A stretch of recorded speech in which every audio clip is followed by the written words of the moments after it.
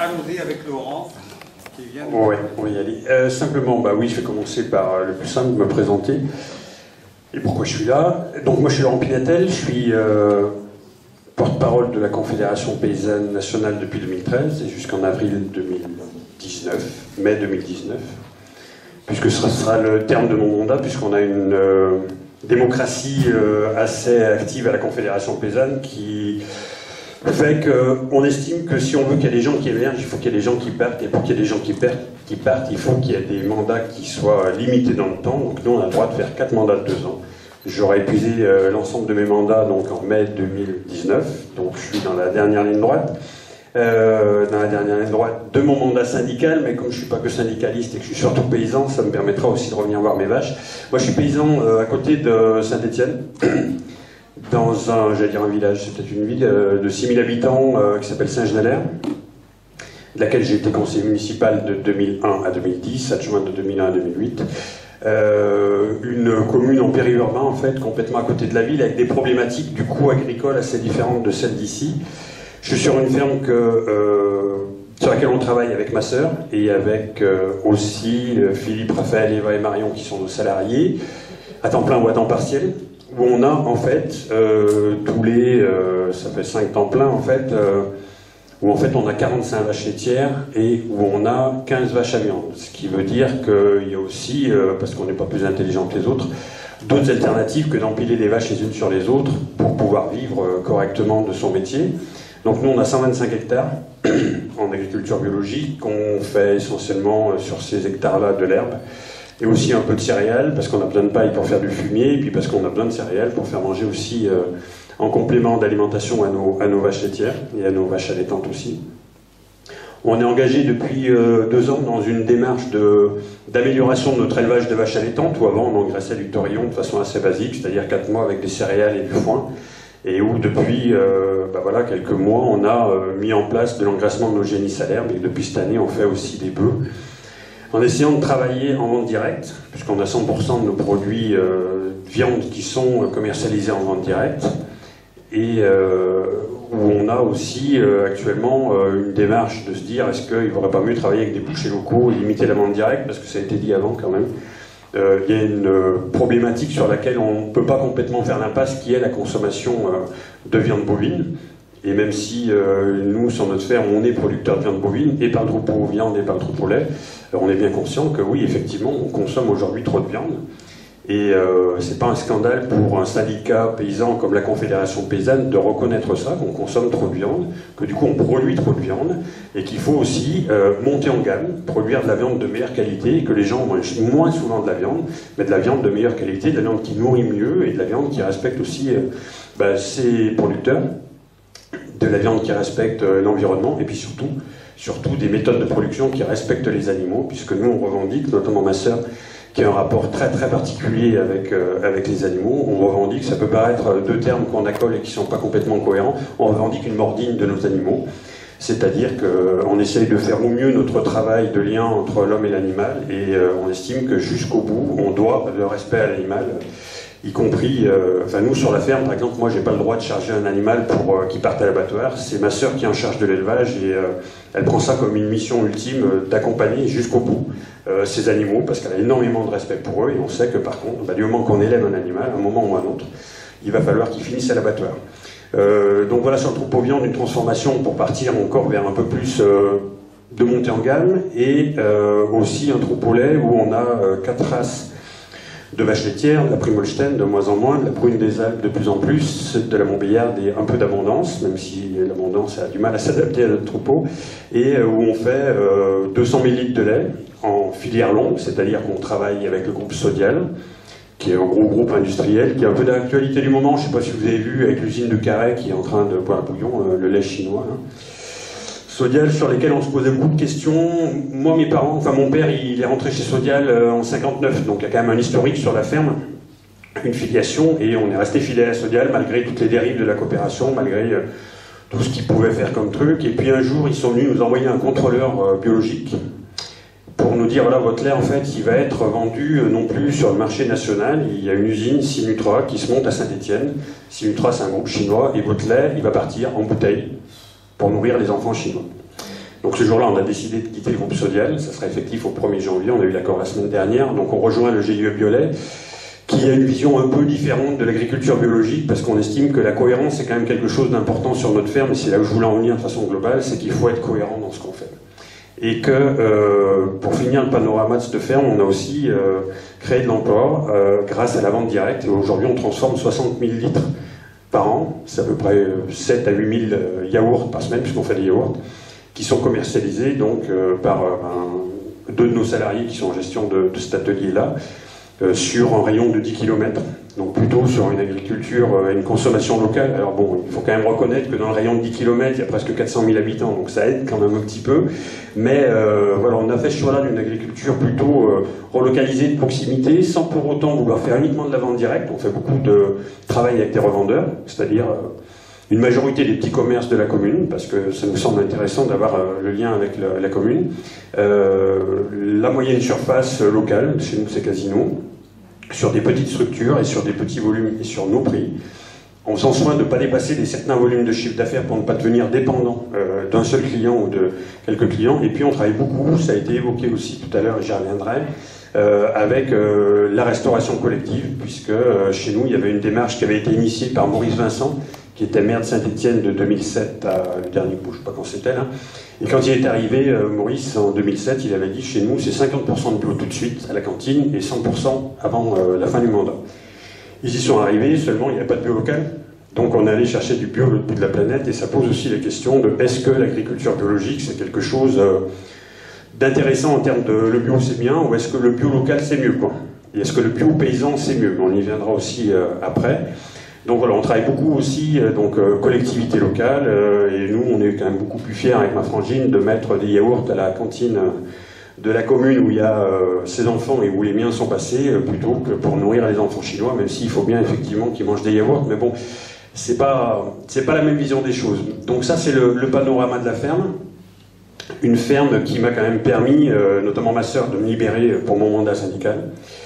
Un mandat syndical, j'insiste un peu sur le mot, mais je pense que c'est pour la construction de la compréhension de ce qui va venir, c'est important. Moi, je me suis installé en juillet 95, le 1er juillet, j'ai dû adhérer à la Confédération Paysanne de la Loire, le 2 juillet, ou peut-être même le 1er, enfin je sais pas, il y avait quand même dans la famille une espèce de génétique syndicale qui m'a un peu poursuivi. J'ai eu la chance d'être dans un département où on avait beaucoup d'adhérents, on était à 400 adhérents à l'époque, et avec des leaders syndicaux qui avaient le souci de la transmission de leur savoir-faire, de leur savoir, et politique, où on a reçu, nous les jeunes qui arrivions à leur côté, une formation politique importante, comprendre les enjeux, qu'en fait, c'est pas que de la technique, quoi, c'est pas qu'un méthaniseur qui va marcher dans un coin qui va faire de l'électricité et c'est merveilleux, c'est bien que politiquement, il y a des choses qui se passent derrière, qu'il y a une construction politique de la société qui fait qu'on peut dire, bah oui, est-ce que c'est dans une ligne qui nous convient ou est-ce que c'est pas dans une ligne qui nous convient?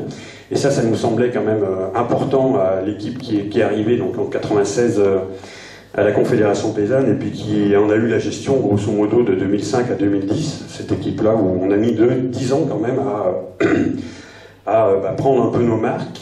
Et bon, après, voilà, j'ai fait un cheminement classique où je m'intéressais à la question laitière. Je suis rentré à la Confédération Paysanne Nationale sur les questions laitières en 2005, au Comité National en 2011. Et donc porte-parole à l'issue du congrès de Nevers en 2013, et puis voilà, réélection après Saint-Jean-Pied-de-Port au Pays Basque, Musillac dans le Morbihan l'année passée, et puis je passerai le flambeau à celui qui voudra bien me succéder, ou à celle qui voudra bien me succéder. Et mon mandat, quoi qu'il arrive, qui sera marqué de façon indélébile par ce qui se passe ici en fait. On ne va pas non plus se cacher complètement, et c'est pour ça que je suis assez satisfait de l'invitation, mais je pense que satisfait, c'est pas vraiment le mot. Je pense que je suis surtout beaucoup ému d'être là parce que mon histoire avec la Confédération Paysanne, qui est quand même une histoire forte, puisqu'elle date de quand j'étais gamin, puisque mes parents étaient dans ce qui était les prémices de la Confédération Paysanne, la FDSP de la Loire, et moi, ma génétique Confédération Paysanne, ça restera à jamais accolé quelque part aux 1000 vaches, de la même façon que José, il restera à jamais accolé au McDo, et que Julien il restera toujours accolé à l'aéroport de Notre-Dame-des-Landes. Et c'est quand même assez particulier parce que c'est inattendu en fait. Moi quand je suis arrivé à la Confédération Paysanne, j'avais failli venir à la première manif à Pile, là, mais j'étais quand même très très loin en train. Je ne me suis pas rapproché pour autant, mais bon. J'ai un peu plus de temps pour le faire. Et j'étais aussi dans ceux qui avaient travaillé un peu avec vous à l'époque, ça devait être en 2011, 2013, la manif au salon de l'agriculture. Ça devait être 2013. Février 2013. 2013. Ouais. Et après, moi, j'ai eu la chance de croiser la route de quelqu'un que vous aviez croisé la route avant, qui s'appelle Pierre-Alain Prévost, qui était le chargé de campagne de la Confédération paysanne, qui, dès que j'ai été élu, m'a dit « Attends, là, il y a un dossier explosif, il y a des gens qui galèrent sur le terrain, qui luttent contre un truc qui va bousiller l'agriculture. Il y a la conf, je regarde Didier qui est en face de moi, il y a la conf Nord-Pas-de-Calais, il y a la conf de la Somme qui sont sur ce dossier. Il y a quand même besoin d'un coup de pouce, voire plus, de la Confédération paysanne nationale. Il y a surtout besoin, et on ne va pas se cacher non plus, puisqu'on est entre nous, il y a besoin que la Confédération paysanne nationale entre enfin sur ce dossier-là et se positionne enfin pour condamner l'usine, on y reviendra, mais surtout condamner la dérive industrielle de l'agriculture. Et je pense qu'il ne faut pas avoir peur de condamner ces dérives-là, parce qu'elles ne condamnent pas les paysans qui sont dans des dérives. La dérive, c'est le propre, on se laisse emporter. Et je pense que voilà, il faut reconnaître, et moi j'étais au comité national de la Confédération paysanne de 2011 à 2013, donc je fais aussi mon autocritique. Je pense qu'à cette époque-là, on n'a pas été assez présent à vos côtés, et que voilà, après, effectivement, on est rentré dans le truc, et voilà, je resterai, moi, à jamais imprégné quelque part de Druca et d'Émile Vache, et j'en discutais tout à l'heure dans le hall en entrant, de cette salle dont on me parle énormément. Quand j'ai dit cette semaine au comité national, ou à Nantes où on était avec Julien avant-hier, quand je dis je vais aller avec les gens de Novicène à Druca, les gens me disent « Ah, tu vas aller dans la salle polyvalente où on a dormi le jour de l'opération de démontage de la salle de traite. » Alors moi j'ai pas dormi là, hein, vous le savez, j'ai plutôt dormi dans la gendarmerie d'Amiens, mais c'est vrai qu'il y a quand même autour de ça quelque chose, je pense, qui symbolise très bien le lien qui s'est créé quand même très rapidement entre la Confédération paysanne, alors il y avait un lien local, un lien régional, mais entre la Confédération paysanne nationale, tous ces paysannes et ces paysans qui sont venus de la France entière pour appuyer votre action ici, et vous. Je pense que cette salle, et ce qui s'est passé là, ça devait être autour du 24 ou 25 mai, je ne me rappelle plus, 2014, où vous vous êtes débrouillés pour trouver des matelas, faire des cafetières, faire manger tout le monde, tous les gens qui sont venus dormir ici pendant une nuit, voire deux, pour accompagner les gens qui étaient en garde à vue à Abbeville ou à Amiens. C'est quelque chose qui, là aussi, suscite beaucoup d'émotions à la Confédération paysanne. Et ce qui me fait dire qu'en fait, quelque part, le syndicalisme et les luttes syndicales, elles ne peuvent que se construire quand il y a des histoires humaines derrière. On ne peut pas déshumaniser les choses dans des luttes aussi importantes, ou dans des luttes, même si elles sont si symboliques soient-elles. Notre-Dame-des-Landes, pourquoi c'est compliqué aujourd'hui, Julien? On était ensemble avant-hier à Plessé pour la fête de la vache nantaise. J'y étais hier encore, toi t'y étais plus, mais t'imagines que dès que t'as tourné le dos, il y a énormément de gens de la ZAD qui sont venus me voir en disant que fait la Confédération paysanne sur la ZAD. Pourquoi c'est si compliqué aujourd'hui la sortie de Notre-Dame-des-Landes? Parce qu'il y a des points de vue divergents, mais parce que c'est une histoire humaine en fait.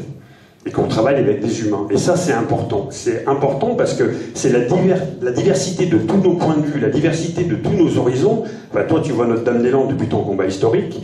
Clémence, avec qui je parlais hier, elle voit Notre-Dame-des-Landes depuis les 3-4 mois ou un peu plus où elle y habite. Willem, il les voit depuis qu'il est installé là-bas. Et moi, je les vois depuis Saint-Étienne, où même si je suis allé beaucoup chez vous, j'ai un point de vue différent. Et c'est ça qui fait la richesse des choses.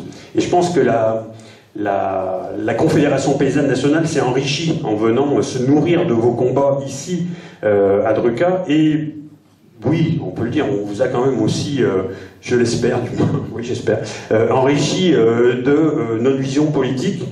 Et quand on s'est confronté à l'usine d'Émile Vache, c'est obligé aussi à réfléchir politiquement sur ce qu'on voulait et ce qu'on voulait pas.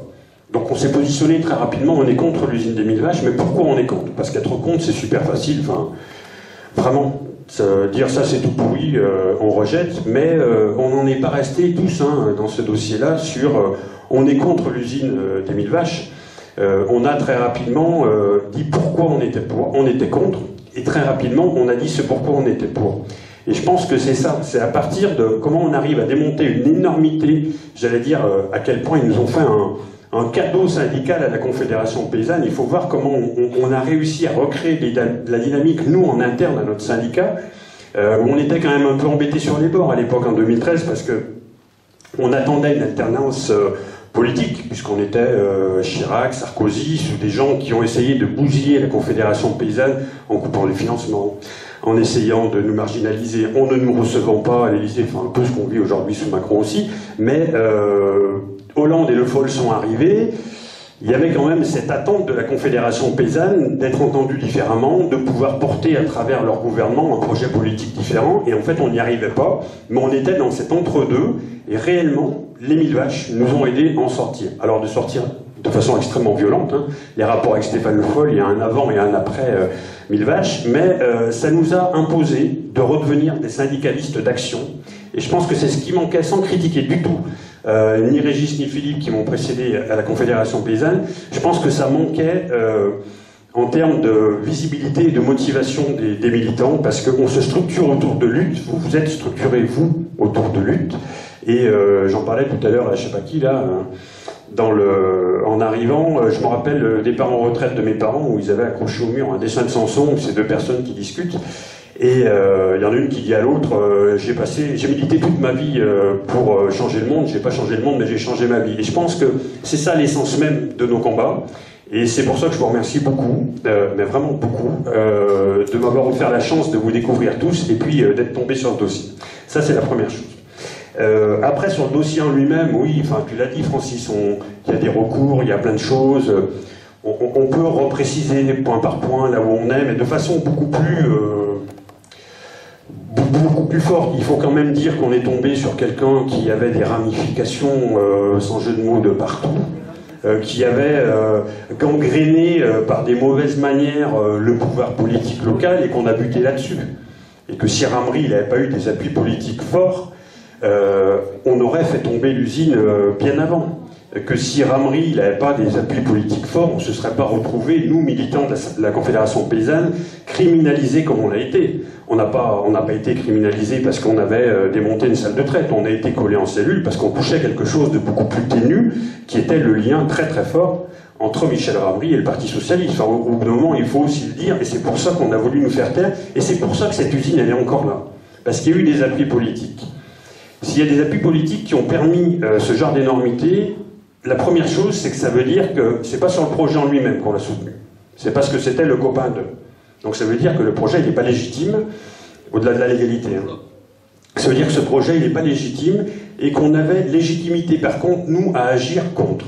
Ça, c'est la première chose. Et quand on a posé le débat de qu'est-ce que vous voulez comme agriculture, est-ce qu'on doit produire l'alimentation dans des fermes ou dans des usines, on ne nous a jamais vraiment répondu, quoi. Le Foll a dit, c'est pas mon projet. Travers a répondu il n'y a pas très longtemps, ben non, c'est pas mon projet non plus. Bon, ben si c'est le projet de personne, qu'est-ce que ça fait? Enfin, au bout d'un moment, il faut quand même se poser les bonnes questions. Et si c'est le projet de personne et que c'est encore là, et que les politiques qui sont contre, ils peuvent rien faire, est-ce qu'il faut continuer à chaque soir d'élection à se dire, bah on comprend pas, les gens votent pas? Si les politiques n'ont aucun pouvoir, il y a quand même un véritable problème. Et on voit que quand les politiques ils prennent des actes forts, c'est compliqué à gérer parfois derrière, mais on avance. Notre-Dame-des-Landes, ce qu'il a manqué durant tout ce dossier, c'est du courage politique, en toute objectivité. Quand Édouard Philippe a annoncé on arrête le projet de l'aéroport, il y a eu une décision politique courageuse qui a été favorable aux opposants, dont la CIPA et puis tous ceux qui étaient sur place. Ça aurait pu être une décision aussi à l'inverse, on construit demain. Mais quoi qu'il arrive, on était arrivé à un moment où il fallait que ça se règle. Et là, on a laissé dériver l'usine, on a laissé faire ce truc que Michel Ramry, enfin vous le connaissez mieux que moi, j'ai que vu une fois au ministère de l'Agriculture, Michel Ramry, il présentait quand même ça comme étant l'avenir de l'agriculture, comme étant le premier... voilà, on fait le modèle, le truc qu'on va faire visiter à tout le monde, et on va en coller de partout, les gars, ça va pas rigoler. Comme on a fait avec notre BTP, notre environnement, on va faire grossir, et ça va marcher à merveille. Ça n'a jamais marché. Je l'ai dit tout à l'heure dans l'usine, je le redis parce que c'est vraiment important. Il faut se mettre dans la tête que ce modèle-là, s'il n'avait pas eu des appuis politiques, s'il n'y avait pas eu des trucs malsains derrière, il n'aurait jamais vu le jour parce qu'économiquement, ce modèle ne marche pas. On passe surtout ce qui a pu être dit ce matin devant l'usine, hein, la maltraitance animale. Il y a des gens dont c'est plus le champ d'action que moi ici, même si nous, on est quand même à lutter aussi pour des politiques qui mettent en avant le respect et le bien-être des animaux. On est quand même, en arrivant sur ce dossier, on s'est fait peur, quoi. On s'est fait peur parce qu'on s'est dit, c'est peut-être qu'effectivement, la partie visible de l'iceberg, c'est peut-être que ce qui attend les générations futures en termes d'alimentation, en termes d'emploi, d'environnement, en termes de production agricole. Et quand on a réexhumé à la Confédération paysanne le concept d'industrialisation de l'agriculture, qui est quelque chose qui avait déjà été utilisé bien en amont par des gens, des travailleurs paysans, qui est un des ancêtres de la Confédération paysanne, quand on a réexhumé ce concept, on s'est vraiment fait peur, parce qu'on s'est dit, en fait, ça va tout emporter. Je me rappelle Laurent Leray, qui est un des secrétaires nationaux de la Confédération paysanne, qui est passé aussi sur ce dossier de 2013 à 2015, il avait dit chez Ramery à Erquin-Gamnis, là, il avait dit, en fait, la liberté d'entreprendre n'est pas la liberté de tout prendre. Et c'est vrai, et c'est là où on était, quoi. Ces gens-là se croient tout permis, et croient qu'on peut faire cohabiter les modèles, parce qu'on a simplement eu le pognon, on a décidé qu'on allait le faire. Et aujourd'hui, c'est quand même... il y a des gens qui soutiennent ça. Il faut aussi le savoir, qu'on peut faire cohabiter les modèles agricoles. Christiane Lambert, la présidente de la FNSEA, elle dit clairement, tous les modèles agricoles peuvent cohabiter. Alors je pense que ça vaut le coup qu'on s'y arrête 5 minutes. Est-ce que tous les modèles agricoles peuvent cohabiter? Donc il faut déjà définir qu'est-ce qu'un modèle agricole. Sachant que nous, c'est un peu compliqué à la Confédération paysanne de définir un modèle agricole, puisque par nature, la notion de modèle ne nous intéresse pas. On est plutôt dans des démarches et des initiatives, et pas des modèles. Si on considère qu'il y a des modèles agricoles, on peut considérer qu'il y a plusieurs types d'agriculture, qu'il y a déjà de façon très claire et très officielle l'agriculture biologique et l'agriculture non biologique, que dans chaque catégorie d'agriculture, il y a des gens qui font de l'agriculture de commerce de proximité, transformation, vente directe, transformation et vente indirecte, vente en filière, on peut faire du végétal, on peut faire de la polyculture, on peut faire de l'élevage, enfin il y a plein d'agriculture. Donc là on a défini ça, et après on a quand même ce concept nouveau d'agriculture extrêmement industrielle qui est arrivé, avec les 1000 vaches, mais après on a vu qu'on a aussi réexhumé et que ce dossier a donné énormément d'allant et a libéré la parole de tout un tas de gens qui ont dit « Oui, mais en fait, à côté de chez moi, il y a un truc qui ressemble beaucoup. Par contre, c'est pas les vaches, c'est les poules. Par contre, c'est pas des vaches, c'est des porcs. » Et on a vu quand même, et nous on a fait la carte de l'industrialisation de l'agriculture en 2014, on a bien vu qu'il y en avait quand même pas mal de projets et qu'il fallait poser le débat sur la table. Et il se trouve qu'au moment où on a posé le débat sur la table, rappelez-vous, Stéphane Le Foll a apporté une nouvelle notion dans le débat, qui n'était plus sur le modèle agricole, qui n'était plus sur le modèle social, mais il a rebasculé le débat de façon, je pense, involontaire sur la question de l'alimentation et de l'accessibilité de l'alimentation, puisqu'il a dit, à la veille du salon de l'agriculture 2014 ou 2015, je ne me rappelle plus, je crois que c'est 2014, il a dit, mais il faut bien des fermes industrielles pour produire de l'alimentation pour ceux qui n'ont pas les moyens de se nourrir correctement. Donc en gros, il faut bien une alimentation pour les pauvres. J'en reviens à la fête de la vache nantaise hier à Plessé, qui a été inaugurée par tout un tas de gens, et notamment Carlo Petrini. Je ne sais pas si vous connaissez Carlo Petrini, qui est le fondateur de Slow Food International. C'est un Italien, Slow Food en opposition à Fast Food. Slow Food qui met en avant tout un tas de sentinelles de l'agriculture, c'est-à-dire qui met un coup de projecteur et un coup d'argent aussi, il faut le dire, pour vulgariser des projets d'agriculture un peu remarquables, avec notamment la question alimentaire. Slow Food, où il y a plein de grands chefs qui suivent. Carlo Petrini a dit à l'inauguration hier de la fête de la vache nantaise à Plessé, on en arrive aujourd'hui à une aberration, puisqu'on a une agriculture de pauvres, entre guillemets, petits paysans, de pauvres ou de petits paysans, on interprète comme on veut, enfin, de pauvres paysans qui va nourrir pour les riches, et une agriculture de riches multinationales ou de riches paysans qui va produire pour les pauvres. Donc, le fait que, il a tout à fait raison, Carlo Petrini, enfin moi il y a Christian Roquerolles qui me l'avait dit un peu avant, mais bon bref, c'est quand même quelque chose qu'on pose dans le débat qui est intéressant, et que Le Foll ramène la question sur l'alimentation en disant, bon, on n'a pas le choix, il faut bien nourrir les pauvres, ça nous oblige à nous questionner aussi sur nos choix alimentaires, mais sur les choix politiques. Enfin moi je suis vraiment sur le choix politique, parce que je pense que c'est fondamental, et si on remonte un peu, si on rebobine le temps, on se dit, mais comment on en est arrivé à se dire, il faut produire pas cher pour que les gens puissent manger?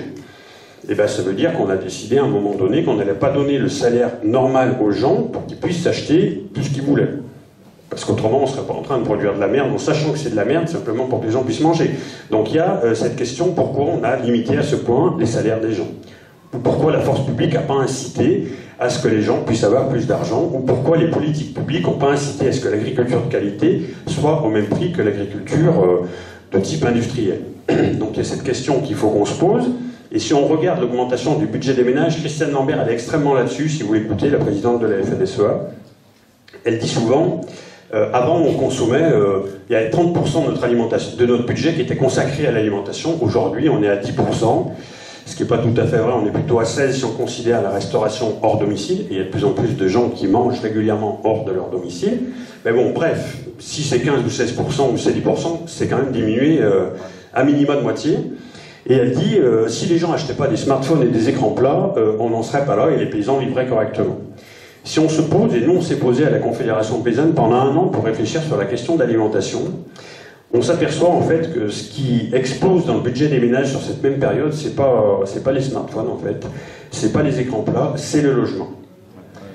Donc l'analyse qu'on en a fait, c'est qu'à un moment donné, il y a eu un choix politique des gouvernements, vraisemblablement dans la fin des années 70, le début des années 80, qui a été confirmé par d'autres gouvernements derrière, de dire si on veut acheter la paix sociale, si on veut acheter la paix des ménages, il va falloir qu'ils mangent.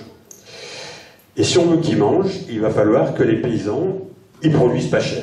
Et puis si les paysans ils disparaissent, ça sera pas gênant, parce qu'il faut vraiment que le peuple ne soit pas dans la rue, je fais des raccourcis et des schémas, mais il va falloir que le peuple ne soit pas dans la rue en gueulant j'ai faim. Mais dans le même temps, on a laissé s'envoler, mais vraiment complètement, la spéculation immobilière. Je fais un nouveau raccourci volontairement.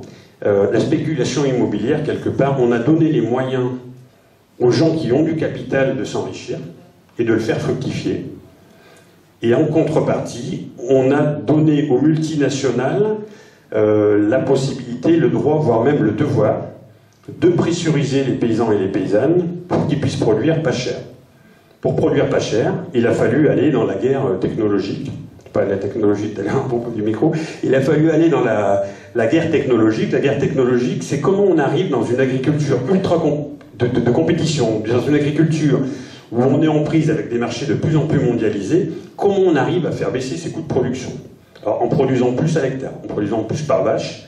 Tout à l'heure, quand on était devant l'usine, il y a une personne qui rappelait que on était à 7000 litres de moyenne par vache en France, et là qu'on était à 10 000, c'est exactement l'exemple en fait. On produit de plus en plus de lait par vache, de plus en plus de kilos de viande par animal, et du coup on transforme vraiment les animaux en machines à produire, et on devient compétitif. Mais après ça suffit pas, ça veut dire qu'il faut trouver d'autres artifices pour produire plus. Les artifices pour produire plus, et on le voit, c'est vraiment un exemple assez remarquable à ce niveau-là, puisqu'il y a tout dedans. Pour produire plus par vache, il ne faut pas qu'elle soit fragile. Pour pas qu'elle soit fragile, il faut travailler l'immunité. Mais sur des niveaux de production comme ça, il est hors de question de travailler l'immunité, on vaccine. On vaccine ou on traite par antibiotiques. Donc l'arme antibiotique a fait son apparition dans les élevages. De la même façon, dans les champs, dans les vergers, dans les vignes, parce que là, le scandale de la viticulture industrielle, il va nous péter à la gueule aussi un jour ou l'autre, on a utilisé l'arme chimique. Il y a un grand débat qui a traversé cet été, même depuis le printemps, la société française autour de la question du glyphosate, mais de façon plus générale autour des pesticides. Les pesticides, c'est quoi? C'est un outil de compétitivité. C'est un outil qui permet de produire plus à l'hectare, plus de fruits, plus de raisins, plus de céréales. C'est un outil de compétitivité. Donc on s'est doté de tous ces moyens pour produire de moins en moins cher. En parallèle, il y a d'autres pays qui ont fait des choix différents. Je pense à l'Espagne, qui a fait le choix de ne pas forcément être sur la compétitivité, on produit plus par hectare, on produit plus par kilo, mais par contre, eux, ils ont fait le choix d'exploiter la main-d'œuvre. C'est un choix qui, j'allais dire, qui se respecte, non, c'est pas un choix qui se respecte, mais c'est un choix qu'on ne peut que constater, en fait. Il y a des pays, notamment l'Italie, l'Espagne, le Portugal, qui ont clairement fait le choix d'exploiter leur main-d'œuvre, et pour qui l'arrivée de migrants en Europe aujourd'hui, et c'est une vraie problématique, la problématique migrant, pour qui la problématique des flux migratoires en Europe a été une aubaine, et j'emploie le mot à dessein, une aubaine pour avoir de la main-d'œuvre pas chère, surexploitée, pour pouvoir se faire la compétition mondiale. Dans un marché européen où on produit trop de tout, il n'y a pas une production européenne qui n'est pas en surproduction, on produit trop de tout et on produit mal de tout. Donc c'est aussi dans ce débat-là que nous on s'est inscrit, Confédération Paysanne, par rapport à l'usine des 1000 vaches, et ça nous a accompagnés dans notre transition sur la question de l'alimentation et des politiques publiques qui doivent accompagner l'alimentation. Il faut que je boive de temps en temps. Et quand j'aurai fini les 2 bouteilles, je m'arrête. Et du coup, on s'est posé la question de l'alimentation, et ça nous a aidé à dessiner notre idéal, en fait. Notre idéal alimentaire et agricole. Et on a rapidement construit, sur les 2 dernières années, un projet agricole et alimentaire commun. Donc quand je dis comme ça n'a pas forcément de sens, mais quand je le réduis à ces sigles, ça s'appelle la PAC en fait. PAC, c'est la politique agricole commune. Notre PAC à nous, c'est la politique agricole et alimentaire commune. On a juste rajouté un A, et il nous semble que c'est le A qui change tout. Et c'est le A qui doit tout changer. Changer à partir des initiatives individuelles. Tout à l'heure, la prise de parole qui a été rappelée par Julien, de dire oui, on peut se réapproprier des jardins partagés ici, à Druca ou ailleurs. Ça peut être aussi des paysans et des paysannes qui se mettent dans des initiatives et des démarches différentes, mais ça peut être surtout le devoir qu'ont les gouvernants politiques d'aborder la question agricole sous l'angle alimentaire. Nous, à la Confédération paysanne, on a l'intime conviction qu'il y a peu de politiques publiques aussi importantes que la politique alimentaire. Parce que la politique alimentaire, elle organise aussi quelque part la politique territoriale. Elle organise la politique sociale. Alors on pourra nous dire, il y a la politique, je vois Michel qui est là, la politique de la santé, mais on est intimement persuadé que la politique alimentaire, elle est très liée à la politique de la santé. Et que quelqu'un qui mange mieux, que quelqu'un qui mange différemment, il est moins sujet à être soumis à la politique de la santé. Hein. Tu vois moins le médecin, tant pis pour toi, mais bon, c'est un peu comme ça. Mais, et de la même façon, sur l'agriculture, si on aborde la question alimentaire, sur l'agriculture, on sait très bien qu'on produira sans pesticides à terme. Et la Confédération paysanne, enfin, je le réaffirme là, pour pas qu'il y ait d'ambiguïté, la Confédération paysanne, elle est pour la sortie totale des pesticides. Pas demain, parce que c'est pas possible. Mais elle est pour la sortie totale des pesticides, à condition qu'on trouve des alternatives techniques, mais elles existent majoritairement, des alternatives agronomiques, il y en a beaucoup qui existent, et surtout des alternatives économiques. Et c'est là-dessus où on bute. Hein. Je ne vais pas vous refaire le coup des Espagnols que j'ai fait, et les distorsions de concurrence qu'on peut avoir sur un même espace économique, mais on est pour la sortie totale des pesticides, parce que les pesticides, on sait aujourd'hui avec certitude qu'ils sont en train de tuer les paysannes et les paysans qui les utilisent, qui sont en train de tuer à petit feu les riverains et les riveraines autour des zones d'épandage, et puis qui tuent les consommateurs. Et les pesticides, ils rentrent tous les jours dans votre alimentation. Mais tous les jours, tous les jours, tous les jours. La porte d'entrée favorite des pesticides dans votre alimentation, c'est le pain. Parce que les céréales, sur les pesticides, ils ne sont pas les derniers à les utiliser. J'étais mardi pour la Confédération paysanne à un salon qui s'appelle Innovagri. Très agricolo-agricole. Innovagri, c'est le salon des grandes cultures à Orléans. Juste pour poser le débat, initialement, le stand de la Confédération paysanne était situé dans le hall Xavier Belin. Il y a un hall qui s'appelle Xavier Belin et Innovagri, donc ça vous pose à peu près le décor de l'endroit hostile dans lequel on s'était mis en devoir quelque part d'évoluer. On n'était pas dans le hall Xavier Belin, parce que là, il ne faut pas pousser non plus, mais on était quand même dans ce milieu-là, Belin compatible, où on nous vendait... moi, j'ai fait un tour par curiosité, et puis parce que c'est toujours intéressant d'aller discuter avec les gens, des marchands de matériel, mais il y avait des trucs... Mais effectivement, on peut traiter, comme disait un marchand de pulvérisateurs, traiter 500 hectares par jour, en un jour, en pesticides. On peut du coup avoir des fermes qui deviennent tellement grandes qu'il n'y a pas besoin de beaucoup de paysans. Enfin, la logique économique, elle est là, et les marchands de matériel, pour avoir un peu discuté avec eux de façon un peu innocente, ils se plaignaient vraiment pas de la situation économique. Hein. Les paysans crèvent, les paysannes crèvent, eux, ils ont l'air de bien marcher. Tout ça pourquoi? Parce que les politiques publiques, elles favorisent les primes à la quantité et non pas les primes à la qualité. Et que les grosses fermes en France, elles sont quand même surtout des fermes céréalières. Et quand on a des rentes de 450, 500 euros hectare, sur des fermes qui ont parfois 7, 800, 900 ou 1000 hectares, on arrive quand même à avoir de l'argent de la PAC de façon assez confortable. Il y a 10 milliards. Ça va d'un coup. Faut changer de micro. Oui, ça va pas. Il chauffe en fait. Donc on a des fermes qui ont effectivement beaucoup d'hectares et qui touchent beaucoup de primes. La politique agricole commune en Europe, pour la France, c'est 10 milliards. Tous les ans, la France reçoit 10 milliards d'argent pour ses paysannes et ses paysans. Et quelle est la conséquence de ces 10 milliards? À quoi ils servent? Ils servent à faire, en premier lieu, disparaître des fermes. Mais alors disparaître à gogo, hein, parce qu'on est passé en quelques années d'1 million de paysans. Aujourd'hui, on est encore au-dessus de 400 000, mais on va basculer assez rapidement. Détérioration de la qualité de l'alimentation, augmentation des maladies liées à l'alimentation, liées à l'environnement, Explosion chez les paysannes et les paysans des cancers et des maladies professionnelles. Explosion des cancers du cerveau, des cancers de la prostate, explosion d'Alzheimer, de Parkinson, qui est reconnu désormais maladie professionnelle. Ce qui n'est pas tout à fait logique, hein, quand on agit sur un insecticide, comment il agit sur les insectes? Changer le micro, il est derrière le... Ouais. Comment ils agissent sur les insecticides? On bousille leur cerveau pour qu'ils crèvent, les insectes. Bon, bah, il y a quand même peu de chances que les gens qui sont eux-mêmes utilisateurs de ces produits-là n'aient pas des impacts sur le cerveau. Ça veut dire que, je ne vais pas en parler plus longtemps parce que voilà, la démonstration est faite que le système que le système, je pense que c'est le micro en fait, hein.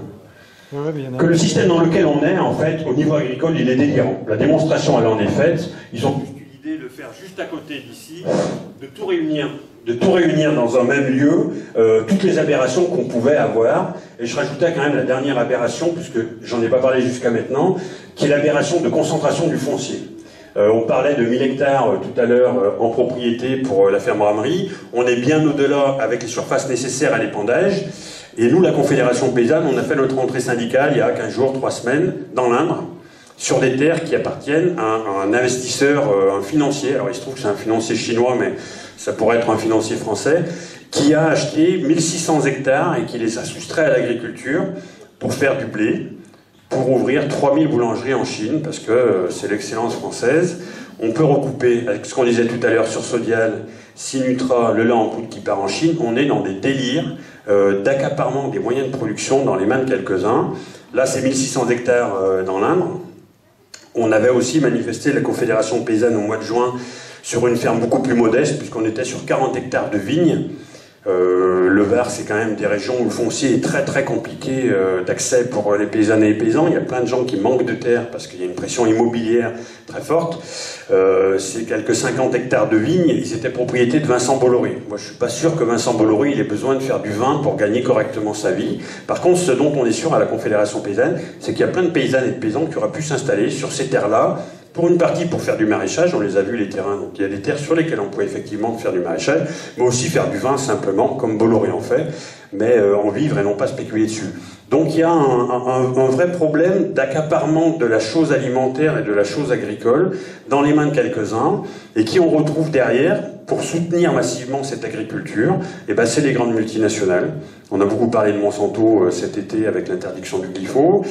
Il y a Bayer qui a racheté Monsanto.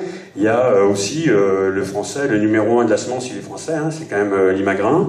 Il y a Cargill qui est le numéro 1 sur le marché de la viande bovine dans le monde. Cargill qui est à l'origine de toutes les écritures de textes de loi qui rendent compatibles les traités européens avec de libre-échange. Je pense notamment au CETA, au TAFTA, même si depuis que Trump est là, on en parle moins, aux accords de libre-échange avec l'Amérique latine, avec l'Amérique centrale, avec le Japon. Cargill qui est là derrière parce qu'ils font leur business avec la viande. Et du coup, se pose la question que posait la Confédération Paysanne dans les années 2000, notamment autour du procès de Millau du démontage de McDo, puisque la question avait déjà été posée là. Le monde est-il une marchandise? Ben non, le monde n'est pas une marchandise. Et je pense qu'il va falloir qu'on le réaffirme très très fort, parce que pour avoir encore été à l'Assemblée nationale avec mes collègues Nicolas Giraud et Emmanuel Attagirard cette semaine, la loi qui s'annonce, j'y faisais allusion ce matin vite fait, on en a discuté avec François Ruffin, la loi qui s'annonce la semaine prochaine à l'Assemblée sur l'agriculture et l'alimentation, elle ne va pas pénaliser ces grosses boîtes, hein. Elle ne va pas pénaliser ceux qui sont derrière à soutenir, et je fais bien le distinguo, à soutenir la dérive industrielle de l'agriculture. Elle ne va même pas pénaliser ceux qui profitent de la dérive industrielle de l'agriculture, qui sont eux des multinationales, qui sont plutôt des acheteurs de produits. Je pense à Bigard, qui est quand même un des acteurs majeurs de la viande bovine française, qui refuse, hein, vous avez vu l'épisode à l'Assemblée nationale particulièrement lamentable où le gamin Bigard il refuse de donner ce qu'il gagne. L'épisode Lactalis qui a des fortunes faramineuses, Lactalis qui a des comptes au Luxembourg, où il planque de l'argent. Il nous dit que c'est de façon légale. Moi, j'ai comme une petite intuition qu'assez rapidement, il y a un syndicat agricole qui va sortir un dossier qui va montrer à tout le monde que les comptes de Lactalis, pour y avoir travaillé dessus assez longtemps avec d'autres depuis un an, que les comptes planqués de Lactalis au Luxembourg, ils sont totalement illégaux et que cet argent-là, il va falloir rendre aux paysannes et aux paysans parce qu'ils l'auraient dû. Donc il y a quand même tout ça dans le système agricole et on pourrait dire, bah maintenant on va tous aller se pendre parce qu'il n'y a pas d'issue. C'est effectivement un paysage assez noir que je viens de dresser là, mais à côté de ça, malgré, j'ai pas voulu forcer le trait, je pense que c'est la réalité du moment, malgré ce paysage agricole assez sombre, et les paysans ils en conviennent, hein. Moi j'étais à la foire agricole de mon canton samedi passé, ouais c'est pas simple quoi, c'est pas simple, bah tu sais machin, il a fait sa deuxième tentative de suicide, bah oui, bah moi je suis pas parti en congé cet été parce que bah, j'ai pas le goût, parce que j'ai pas d'argent, le paysage il est là quoi, et les gens sont habitués à vivre avec. Donc ça c'est le paysage. Et à côté de ça, dans ce contexte extrêmement hostile, où les multinationales ont mis la main sur le vivant, ont mis la main sur l'agriculture, où les grands groupes industriels ils font des fortunes sur notre dos, malgré ça, malgré des politiques qui poussent tout le monde à aller dans ce sens-là, il y a des gens qui font autrement. Il y a des gens qui font autrement un peu partout en France. Moi j'ai en tête le film que la Confédération paysanne avait je sais pas comment on dit, c'est pas nous qui l'avions fait, enfin, c'était un film collectif qu'on avait présenté au procès d'Amiens, là, des démonteurs de salles de traite, la dernière fois, où c'était des paysans heureux dans la Somme, où il y avait plein d'exemples de paysans qui, dans la Somme, étaient bien en production laitière, qui étaient bien en maraîchage, qui étaient bien en arboriculture, et des exemples comme ça, réellement, on en a tous autour de nous en quantité, de gens qui, malgré les vents contraires, arrivent à mettre en place, tout seuls, parce qu'il n'y a aucune politique publique qui les aide, tout seul, des alternatives au modèle agricole dominant. J'en reviens toujours à Julien Durand et à la fête de la vache nantaise. L'homme était en face de moi, donc tu sais, quand tu parles trop, au bout d'un moment, tu es obligé de te raccrocher à quelqu'un. Et du coup, à la fête de la vache nantaise, qui était aussi la fête des alternatives agricoles et alimentaires, on avait plein d'exemples de gens qui ont fait le choix de... moi, j'ai un modèle moins productiviste. Je prends l'exemple du GAEC des 7 chemins de Mathieu Hervé et Cédric, qui ont fait le choix de passer en bretonne pinoire. Bretonne pinoire, c'est une vache plutôt petite, c'est une vache qui produit peu de lait, mais un lait très riche, et une viande très riche. Et eux, ils transforment leur lait à la ferme, ils transforment leur viande en local, et ils vivent plutôt bien avec une race moins productive. Ils ont fait le choix de la rupture avec le modèle dominant, ils ont fait le choix individuel de la transition agricole, même s'ils l'ont réfléchi collectivement, parce qu'il y a plein d'éleveurs autour de la bretonne pinoire, il y a plein d'éleveurs autour des races locales de Bretagne, c'était quand même la fête des races locales, à la fête de la vache nantaise, enfin ça l'est encore puisqu'il clôture ce soir, il y a plein de gens qui se mettent en dynamique vers d'autres horizons agricoles, et ça marche. Ça marche pourquoi? Parce qu'ils retrouvent du sens à leur métier, ils retrouvent de l'indépendance décisionnelle sur leur ferme, ils retrouvent du lien au consommateur. Donc nous, on a quand même tendance à se dire, mais tiens, ça ressemble étrangement au projet politique de la Confédération paysanne qui s'appelle l'agriculture paysanne, centrée sur l'autonomie du paysan. Alors l'autonomie, évidemment, l'autonomie, pour le moment, en période de sécheresse, les mecs, ils disent, si j'étais autonome, ça veut dire si j'avais pas acheté de paille, ça serait mieux. C'est pas tout à fait le même sens qu'on met nous derrière l'autonomie, c'est vraiment l'autonomie, c'est moi qui suis paysan ou paysanne, c'est moi qui décide du devenir de ma ferme, c'est moi qui décide... comment je veux produire, comment je peux produire. Donc ça ressemble quand même vachement, toutes ces initiatives de transition agricole, à quelque chose qui s'appelle l'agriculture paysanne, et puis à la limite, même si ça ne s'appelle pas l'agriculture paysanne, ça rentre complètement dans ce que nous, Confédération paysanne, on estime devoir être le futur et les horizons de l'agriculture, et donc c'est quand même réconfortant. Et ça marche aussi, parce que ces gens-là se sont formés techniquement, parce qu'il y a des organismes de formation technique des paysannes et des paysans pour aller vers ces nouveaux horizons, des organismes qui peuvent être des enfants de la Confédération paysanne, je pense aux ADR ou aux RDR, qui peuvent être aussi les CIVAM, qui peuvent être la FNAM, qui peuvent être plein d'autres choses, mais ça marche aussi parce qu'il y a des gens qui jouent le jeu en face. C'est pas vraiment les industriels qui jouent le jeu, c'est plutôt vous dans vos démarches de consommation, c'est les AMAP qui ont quand même extrêmement bien marché, c'est les magasins de producteurs qui marchent parce qu'il y a des gens qui viennent acheter, c'est plein de gens qui se mettent en dynamique aussi autour de structures foncières, je pense à Terre de Liens, et qui se disent, bon, on va acheter du foncier pour permettre à des paysans d'avoir de la terre pour exercer leur activité. Donc ça marche parce que, quelque part, les maillons de la chaîne commencent à créer quelque chose de cohérent et que tout fonctionne. Si on décide de faire de l'agriculture biologique et de la vente directe dans un secteur où personne ne veut acheter, où personne ne veut mettre en marché, ça ne marchera pas. Donc ces systèmes de transition agricole, ils marchent parce que tout le monde joue le jeu. il marche de plus en plus parce qu'il y a des collectivités qui jouent le jeu. Je parlais tout à l'heure de ma ferme où, avec ma frangine Catherine, on travaille avec les collectivités locales. Et je prendrai un autre exemple qui n'est pas très très loin d'ici, dont on parlait tout à l'heure avec Didier, Vache Nantaise toujours, ce sera le fil rouge de mon propos. On a croisé à la fête de la Vache Nantaise Damien Carême. Je ne sais pas si vous voyez qui c'est, Damien Carême. C'est le maire de Grande-Sainte, qui s'était fait remarquer pour avoir osé construire des logements dignes pour les migrants en disant c'est pas possible cette situation, il faut que les gens soient logés dignement. Moi, la Confédération paysanne du Nord-Pas-de-Calais m'avait invité à sa fête paysanne à Grande-Sainte il y a 2 ans. Ça avait été quand même une sacrée claque que j'avais pris en discutant avec Damien. Il nous a annoncé que gratuité des transports sur l'agglo de Dunkerque depuis le 1er septembre. Et surtout, 100% de bio et ou local, non, 100% de bio, dont du local au maximum, là, sur toute la communauté d'agglo de Dunkerque. Le résultat, c'est quoi? Ça veut dire qu'il y a des gens qui vont mieux manger. Pas parce que c'est bio, mais parce que, enfin, je suis un peu comme Julien. Il y a le bio, effectivement, c'est bien. Je suis pas là pour faire la critique du bio. Il y a quelques dérives, mais on va pas en parler. Mais bon, le bio, c'est quand même quelque chose d'important. Bio local, c'est encore mieux. Bio paysan, c'est encore mieux. Donc, ils vont mettre du bio dans leur cantine. Les gens vont manger mieux. Les gens vont être moins malades. L'environnement sera mieux respecté. Il y aura quand même une qualité gustative qui sera un peu différente de ce qu'on peut avoir dans de l'agriculture de type industriel. Et puis, il va y avoir des paysannes et des paysans qui auront besoin sur leur ferme de produire peu pour fournir ces marchés qui sont là, parce qu'on est des producteurs. On a besoin de produire pour vivre, et on produit pour des marchés. Et quand les collectivités décident de créer des marchés, eh ben, ça va inciter à la transition agricole. Ça va inciter des gens à aller sur un système différent. Je prends un exemple très local avec quelqu'un que vous connaissez, pas très local par rapport à moi, mais qui pourrait être très local par rapport à vous.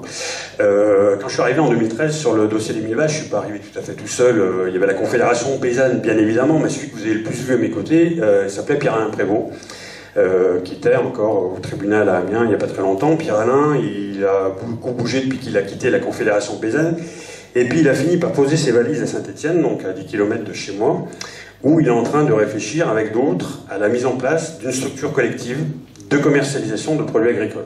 Donc ça c'est fait, ils ont créé une coopérative où les producteurs livrent et lui il se charge avec les 4 salariés qui sont sur la plateforme de redispatcher sur de la restauration de collectivités dans ce second temps, mais dans un premier temps sur des magasins, c'est ce qu'ils appellent l'offre pro, où ils vont démarcher tout un tas de magasins en disant voilà, nous on veut fournir, on peut fournir ça. Et Pierre-Alain, dans la deuxième phase, il est revenu vers les producteurs en disant bon voilà, nous on a fait le point, là on va vendre tout ça, il n'y a pas de problème. Par contre, on manque de volaille bio, on manque de viande de mouton bio. Donc il travaille avec l'ADR, la Confédération paysanne de la Loire, sur comment on réinstalle des paysans dans ces productions où il n'y a pas assez de monde. Alors qu'on est dans un territoire où il y a des productions où il y a trop de monde. On produit trop de lait puisqu'on n'arrive pas à savoir qu'en faire, on produit aussi trop de lait, trop de viande parce qu'on ne sait pas comment en faire, et donc on est en train de recalculer comment, il est en train, enfin, bon, je ne suis pas très loin de lui, mais comment remettre en phase ce que les gens veulent et ce que nous on peut produire. Donc c'est quand même quelque chose d'assez intéressant qui se fait quand même pour partie sur fonds publics. La Fondation de France a suivi le projet, le ministère de l'écologie, les appels à projets de Nicolas Hulot, ce projet-là a été retenu. Donc il y a quand même cet aspect de transition agricole qui se met en place, et ils sont en train de rentrer dans la deuxième phase où ils arrivent à avoir cumulé un petit peu d'argent pour faire une cagnotte, où ils vont partir sur 2 projets de transformation collective, qui sera une légumerie, c'est-à-dire comment on arrive sur des légumes isolés sur plusieurs producteurs, comment on arrive à refaire de la transformation collective, qui peut être de la soupe, de la ratatouille, enfin bon, tous les produits transformés. Et un autre volet, en travaillant avec une minoterie locale bio, qui s'appelle la minoterie du Puy, comment on peut fournir à la restauration locale, collective ou non, comment on arrive aussi à la boulangerie locale à fournir de la farine ou du pain, issus de producteurs qui sont passés sur des blés qui sont beaucoup plus nourrissants que les blés qu'on avait jusqu'à maintenant. Donc ça veut dire que si des gens individuellement y arrivent, d'autres gens peuvent y arriver ailleurs. Mais ça sera quand même très compliqué, parce qu'on voit bien, je l'ai dit tout à l'heure, que l'agriculture de type industriel, elle capte énormément d'argent. Et l'argent qu'elle capte, il lui sert simplement à bousiller les marchés et les initiatives locales. Ça veut dire qu'il va falloir des politiques totalement différentes pour orienter ce modèle agricole. Le modèle agricole, aujourd'hui, on arrive à résister, et c'est important de mettre individuellement des choses, individuellement ou collectivement, de mettre des choses en place. Mais ce qui est... parce que si on le fait pas, on peut toujours dire on a un super projet, ça marche bien, ils vont nous dire ah oui, comment ça marche, ben, on ne l'a pas encore fait, mais on va le faire bientôt. C'est pas crédible. Là, c'est crédible. Donc si on arrive à faire irriguer une partie de l'argent de la PAC, à rediriger l'argent que touchent trop certains céréaliers, notamment certains betteraviers aussi, même si on est un peu dans une région où il y en a, il y a des gens qui touchent trop d'argent, il faut l'admettre, et il y en a des gens qui touchent pas assez, c'est l'agriculture de qualité. Stéphane Travert, quand il arrive au ministère de l'Agriculture, ses deux premières déclarations, ça a été de dire on va donner des dérogations pour pallier l'interdiction des néonicotinoïdes, l'interdiction qui est entrée en vigueur il n'y a pas très longtemps, et la deuxième déclaration, c'était on va supprimer les aides au maintien bio parce que le bio doit se rémunérer par le marché. Les gens ont qu'à payer, après tout, salauds de riches qui préfèrent acheter des écrans plats, payez donc vos producteurs. C'est pas comme ça qu'on conçoit le vivre ensemble à la Confédération paysanne, c'est vraiment comment on peut peser sur les politiques publiques, et c'est là l'objet un peu de ce que j'avais à vous dire, comment on peut peser sur les politiques publiques pour changer le modèle agricole. Alors, oui, Damien Carême, politique publique locale, et comment on arrive à peser sur les politiques publiques nationales ou européennes pour changer le modèle. Alors, je vais faire un peu de service après-vente de ma boutique Confédération Paysanne. La première chose, pour changer de modèle, il faut que le rapport de force entre les syndicats il change. Ça, c'est indispensable. Aujourd'hui, on est sur un rapport de force historique. Juste deux mots quand même sur le syndicalisme en France, parce que c'est quand même assez ahurissant. Et je m'aperçois que tout le monde n'est pas forcément au courant de l'histoire syndicale en France, notamment agricole, ce qui est bien normal, mais j'ai aucune notion de l'histoire syndicale des autres branches de la société. Syndicalisme agricole, une espèce de bouillie un peu infecte dans les années 40 sous Pétain, une espèce de syndicat bizarre. On ressort de là, serment de l'unité syndicale, j'aurais craché, on se séparera jamais, il n'y aura qu'un syndicat en agriculture.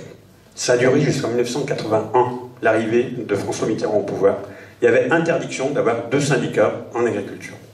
FNSEA hégémonique, qui n'a pas empêché qu'à l'intérieur de la FNSEA, s'il y en a parmi vous qui sont dans des structures politiques, vous voyez bien qu'on n'a pas toujours tout à fait la même vision des choses et qu'il peut y avoir ce qu'on appelle les tendances. Il y avait des tendances à la FNSEA, mais il n'y avait quand même qu'un syndicat. 81, autorisation du pluralisme syndical, 83, entrée dans les faits, premières élections, la Confédération tape autour de 10-12% des paysans et des paysannes. Aujourd'hui, on est avec 3 syndicats, la FNSEA et sa filiale jeune, les GIA, mais qui sont la FNSEA dans les statuts, hein. Il n'y a vraiment qu'un syndicat, la FNSEA et une branche jeune, les GIA, mais c'est le même syndicat, qui est aujourd'hui à 54% des votants. On a la coordination rurale. Alors la coordination rurale, je ne sais pas s'il y en a une dans le coin, c'est quand même l'aile droite de la FNSEA, il ne faut pas avoir peur de le dire non plus, avec des gens qui sont très proches, notamment dans le sud, hein, où on retrouve à la coordination rurale certains cadres du Front National. Et à côté de ça, la Confédération Paysanne qui, grosso modo, s'est stabilisée autour de la ligne de flottaison des 20%. On était à 12 au départ, on est monté à 20, on est monté à 28 avec un pic historique, on va dire, en 2001. 2001, c'est pas tout à fait anodin, c'est là où on a posé sur la table la question des marchés du commerce international, c'est le coût énorme de José avec le McDo, et c'est surtout la première crise du productivisme avec la crise de la vache folle, il ne faut pas l'oublier. Première crise de la vache folle 2001, donc voilà. Le pic de la Confédération Paysanne, et on est retombé à 20, là on est à 19,6, ça dépend si on compte les DOM ou pas, nous on les compte, ça me semble évident, on est à 19,6. Donc on est sous ce système-là où on a quand même un syndicat majoritaire qui se revendique comme étant majoritaire et qui impose aux gouvernants le fait que leur statut de majoritaire doit leur permettre tout. Un exemple tout bête, pour vous essayer de comprendre un peu, même si ça paraît surréaliste, ce qu'on vit au quotidien, dégâts de gibier, il y a énormément de dégâts de sangliers, de cerfs. La Confédération Paysanne a écrit à Emmanuel Macron, juin, juillet, pour demander un rendez-vous d'urgence, une réunion d'urgence, rien. Christiane Lambert, voyons que c'est un sujet, on est en campagne électorale, on revote pour les audiences paysannes, là, enfin, les élections au chambre d'agriculture en janvier. Christiane Lambert voit que le sujet sort de partout dans les départements, elle pose ça sur la table. Sébastien Lecornu, que Julien Durand toujours connaît bien, puisque c'est lui qui a géré aussi l'évacuation de la ZAD. Sébastien Lecornu, secrétaire d'État à la biodiversité, dit ok, pas de problème, on fait une réunion pour régler les problèmes de dégâts de gibier. Il fait un communiqué de presse mardi matin en disant le ministre Sébastien Lecornu et le ministre Stéphane Travert recevront la FNSEA et les jeunes agriculteurs pour parler des dégâts de gibier jeudi.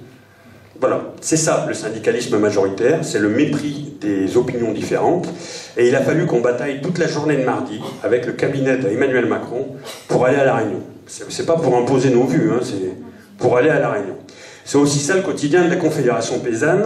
Et si on veut changer de politique agricole, il va falloir absolument inverser le rapport de force. Ça veut dire qu'il faut faire passer la FNSEA en dessous des 50%. Ça, c'est indispensable de sortir très rapidement du syndicalisme dominant et majoritaire, parce que c'est plus possible. Ils s'orientent l'agriculture, ils vont dans le mur. Je pense que certains d'entre eux le savent, mais ils n'ont pas la franchise de dire il faut changer, donc il faut absolument qu'ils diminuent. Il faut contrer la poussée de la coordination qui est en train de dire aux paysans tout ce qu'ils ont envie d'entendre. Vous aurez des prix rémunérateurs, les consommateurs ont qu'à payer. Ils avaient un slogan, alors là il va falloir qu'ils changent. Ils avaient un slogan qui s'appelait « Hulot, de l'eau, du glypho ». Hulot, le ministre, de l'eau, donc irriguons tant qu'on pouvons, et du glypho. Donc ils ont quand même commencé leur campagne électorale là-dessus. Ça donne un peu la teneur de ces gens-là. Et là, leur slogan qu'ils présentaient la semaine dernière à Innovagri, c'était « Rendons l'agriculture aux agriculteurs ». Alors que nous, notre slogan, c'est produire pour vivre, mais notre génétique, c'est de dire il faut surtout pas laisser l'agriculture aux agriculteurs. C'est comme ça qu'on fait depuis les années 60 et ça marche pas. Ça marche, personne n'y retrouve son compte. Donc nous, on veut vraiment décloisonner l'agriculture et y ramener un vent de fraîcheur. Simplement, c'est pas vous dans la salle qui allez voter pour nous, puisque vous n'êtes pas encore électeur aux élections, puisque vous n'êtes pas exploitant agricole, c'est le mot, même si le terme exploitant nous gêne beaucoup à la Confédération paysanne, parce qu'il a un double sens qui est extrêmement gênant. C'est pour ça qu'on se revendique paysan-paysanne. Et il va falloir absolument que les gens votent pour la Confédération paysanne, c'est-à-dire que, je suis en train de vous dire, si vous rencontrez des paysannes et des paysans, mettez le doigt sur ce qui fait mal en fait. Faites-leur comprendre que ce n'est pas les initiatives individuelles, si vertueuses soient-elles, si réussies soient-elles, qui vont permettre à tout le monde de changer le modèle agricole et alimentaire.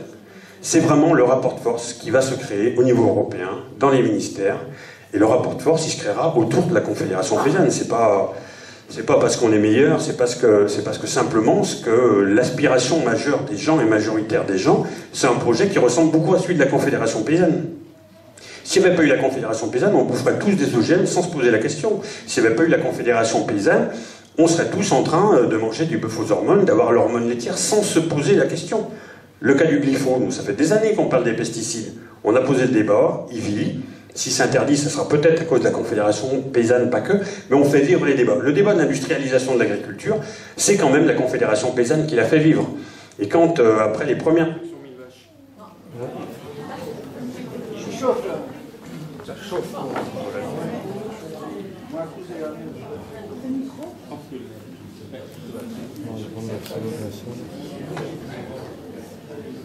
Il faut l'ouvrir.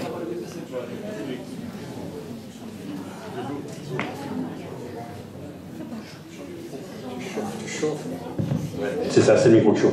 J'ai perdu le fil, j'ai obligé de m'arrêter.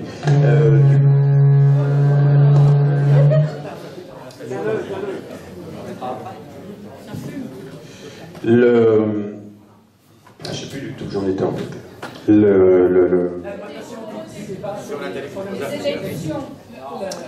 L'industrialisation de l'agriculture, on a posé le débat, et quelques temps après, le débat. Merci.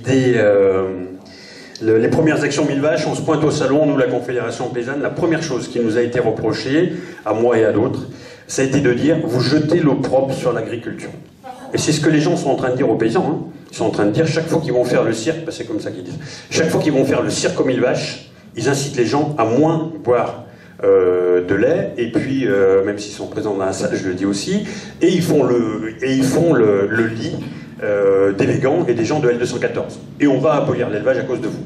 Alors c'est des schémas très réducteurs, mais il faut qu'on ait tous en pensée, en fait, de dire que le monde agricole, il est tellement aujourd'hui sclérosé, j'allais dire, replié sur lui-même, asphyxié par la politique dominante de la FNSEA et des chambres d'agriculture, les chambres d'agriculture à qui on a délégué le développement de l'agriculture. Quand on donne le développement de l'agriculture à des gens qui sont les tenants de l'industrialisation de l'agriculture, ça donne l'agriculture qu'on a. Ça veut dire que quand on essaye de comprendre les gens autour de nous, on se dit comment on arrive à pouvoir les faire changer, en leur disant la vérité. La première vérité, c'est de dire qu'on est tous, paysannes, paysans, on est tous victimes du système. Celui qui met du glypho, il est aussi victime que celui qui en met pas, en fait. Celui qui est aujourd'hui en train de dire j'avais 40 vaches, je vais pas m'en sortir, Ramri il en a mis 1000, il faut que je monte à 100, je vais me tuer au boulot. Il est aussi victime du système. Le mec que ma fille a rencontré la semaine dernière, ma fille elle est en lycée agricole, elle cherche un maître d'apprentissage. Elle a rencontré un gars la semaine dernière qui lui dit, moi, c'est 50% du SMIC qui reste à la charge de l'employeur en région Auvergne-Rhône-Alpes avec les subventions qui sont allouées par la région. Il lui dit, moi, je veux bien que tu sois apprenti chez moi, mais par contre, au niveau d'argent, je ne peux pas te payer au-delà de 25%. Donc c'est compliqué. Et je vous passe quand même le topo sur une femme dans le milieu agricole, la fille du porte-parole en plus de la Confédération paysanne pourrait trouver un maître d'apprentissage, elle cumule un peu. Et du coup, il lui dit, Christophe, parce qu'en plus c'est un gars que je connais, il lui dit, puis pour toi une semaine c'est combien d'heures? Ça c'est un peu le test au niveau agricole. Hein. Un vrai paysan il travaille beaucoup, mais vraiment beaucoup. Elle lui dit, bah, je sais pas, dans le contrat c'est 35 heures, il faut voir. Il lui dit, pour moi c'est 75 heures. Donc oui, c'est effectivement 75 heures, il lui proposait 75 heures à 25% du SMIC mensuel, pas horaire, hein, mensuel. Ça veut dire que ce gars-là, il s'est quand même coincé dans un système dont il ne pourra jamais sortir, parce qu'aujourd'hui, il est tout seul sur sa ferme. Donc s'il embauche quelqu'un qui va faire 75 heures, il en fait combien aujourd'hui? Il fait combien d'heures aujourd'hui et pour quel revenu? Puisqu'il n'a même pas les moyens de salarier quelqu'un pour le soulager dans sa tâche. Donc nous, on est très attachés à la Confédération paysanne dans les temps qui arrivent, de dire aux paysans qui, effectivement, ils manquent de revenus. Et il faut régler ce problème-là. Des gens qui gagnent de l'argent autour de l'agriculture, il y en a plein. Notamment les grandes multinationales, Lactalis, toute la bande, il va falloir aller les taper au portefeuille, il va falloir répartir les aides plus équitablement pour retrouver du revenu. Mais il y a quelque chose qui nous semble aujourd'hui encore plus fondamental, même si la question du revenu c'est central quand même, hein, qui nous semble encore plus fondamental, c'est la question du vivre. Hein, notre slogan produire pour vivre, vivre pour avoir de l'argent, pour être rémunéré, mais vivre quoi. Vivre, avoir un rythme de vie qui nous permette de vivre comme l'ensemble des citoyens, d'avoir des vacances, d'avoir des week-ends, d'avoir du temps libre, d'avoir le temps le mercredi après-midi d'accompagner ses enfants aux activités sportives ou culturelles, enfin, d'avoir une vie normale.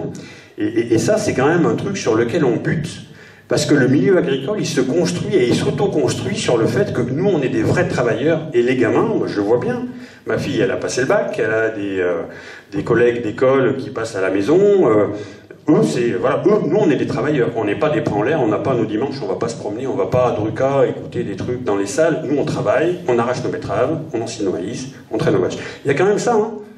Et le modèle agricole dominant, dans l'enseignement agricole, il est dépendant quelque part de la bonne volonté des profs. Les programmes, ils sont quand même sur l'agriculture la plus intensive possible, sur le nourrir le monde qui nous est vendu par le ministère, par l'Union européenne, projet de la Commission européenne pour la PAC 2020. La première chose, c'est il faut nourrir, produire pour nourrir le monde. Donc bon, je vous passe, parce que ça commence à être long, je vous passe le côté complètement délirant d'aller exporter nos surplus sur les pays qui ont besoin de se développer, qui ont besoin de développer leur agriculture et qui ont besoin de tout, sauf que qu'on aille les emmerder avec nos productions agricoles et nos conseils à la con, nous qui n'avons même pas su réussir à garder un modèle agricole qui nous permettait de vivre, qui nous permet d'être heureux et épanouis, et ça manque quand même beaucoup. Donc l'enjeu des mois à venir pour la Confédération paysanne, c'est de faire un score cohérent, si possible de gagner des chambres départementales, puisqu'on est quand même dans un système où il y a des chambres d'agriculture, c'est des listes départementales, on vote, on a gagné 2 chambres le dernier coup, ce qui est modeste, mais ce qui est quand même pas rien. On a gagné la chambre d'agriculture du Puy-de-Dôme et la chambre d'agriculture de la Réunion. On part en campagne pour gagner, parce que c'est important, pour gagner des chambres, bah garder les 2 qu'on a déjà, même si c'est un peu compliqué. Pour en gagner d'autres, raisonnablement, on pense qu'on va gagner en Ariège et en Ardèche. C'est pas qu'on prend les A et que le prochain coup on va gagner les B, hein, c'est tout le temps qu'on va gagner en Ariège et en Ardèche, et puis on a de très très bonnes raisons de penser qu'on va gagner à la Guyane et à Mayotte, parce qu'on est sur des systèmes agricoles où le discours de la Confédération paysanne il est beaucoup plus favorable, et puis on a quand même l'espoir un peu irréaliste d'après certains, mais on a quand même dans un coin de notre tête qu'on peut aller regagner notre fief historique qu'on a perdu depuis 14 ans, qui est la Loire-Atlantique, qui est quand même le cœur de la Confédération paysanne. Et on ne désespère pas qu'avec tout le travail qui a été fait par la Confédération paysanne et sur Notre-Dame-des-Landes, et surtout sur les SIAP, les coopératives d'installation d'agriculture paysanne, on puisse avoir une bonne surprise. Mais à la limite, peu importe, nous l'objectif c'est de passer la barre des 20%, de réenclencher la marche avant, parce que ça fait quand même 2 fois qu'on recule, même si on recule pas beaucoup, et de convaincre que les paysans et les paysannes qu'en fait il faut absolument se réconcilier avec les citoyens et les citoyennes, il faut absolument se remettre debout et dire voilà, on s'est trompé, on va changer. Alors quand on dit ça c'est facile, imaginez-vous dans vos vies, est-ce que vous avez eu des grands changements Est-ce que vous vous êtes dit à un moment dans votre vie, là je me trompe, il faut que je change? Au niveau boulot, au niveau affectif, au niveau géographique, c'est pas simple. Hein, c'est pas simple. Et nous, on a décidé de partir faire campagne en disant ça aux gens. Donc, va peut-être falloir nous aider un peu, parce que c'est pas forcément gagné. Mais on a quand même bon espoir que toutes ces agricultures qui se mettent en avant, elles accompagnent le mouvement de la Confédération paysanne. Et puis, pour faire beaucoup avec Nicolas Giraud et Emmanuel Girard, notamment deux autres secrétaires nationaux de la Confédération paysanne, pour faire beaucoup de déplacements en département depuis 3 semaines, là, on discute avec les uns les autres et on voit bien le phénomène qui se passe, qui est quand même assez fort, de gens qui s'installent sur des petites structures. Des gens qui s'installent sur 2 hectares de maraîchage, qui s'installent sur 4 hectares d'orge pour faire de la bière, qui s'installent sur 8 hectares pour faire du pain. Il y a plein de petits paysans qui s'installent sur des petites surfaces. Il y en a de plus en plus. Et à côté de ça, quel phénomène on a, notamment dans le domaine du porc et le domaine des vaches allaitantes? On a des fermes de 150 vaches allaitantes qui sont reprises par un mec qui en a 200. Parce que plus personne ne peut les reprendre. On a des fermes de 10 à 20 000 porcs qui sont cumulés par accumulation d'exploitations qui disparaissent. Donc, quelque part, et c'est pas un schéma, et encore un raccourci de la pensée, on a plein de petites fermes qui poussent de partout. Et on a plein de grosses fermes qui sont en train de se bouffer entre elles. Et moi, je me dis que si ça a servi qu'à ça, le combat des 1000 vaches, c'est déjà pas mal. Et j'en reste là. Merci.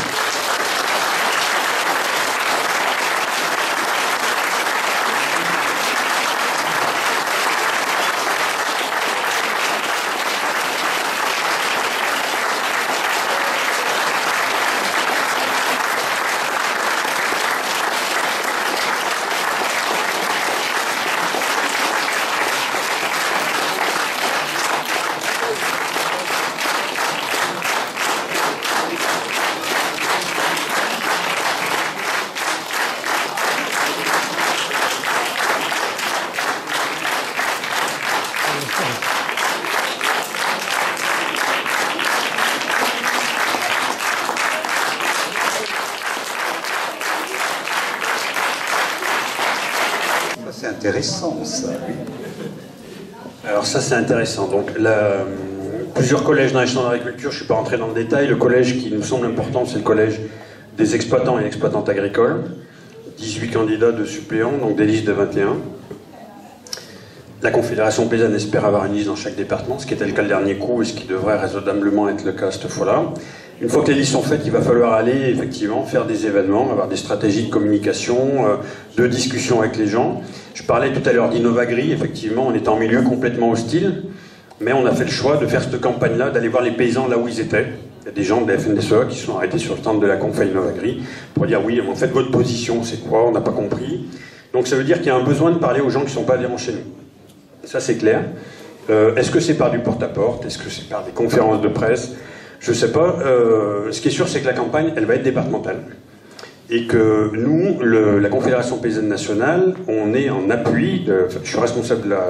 Je ne l'ai pas dit, mais je suis responsable du lien national depuis 2 ans entre le national, les départements, les régions. Et du coup, de fait, je suis responsable de ces élections professionnelles en duo avec Emmanuel Girard, qui est paysanne en Indre-et-Loire.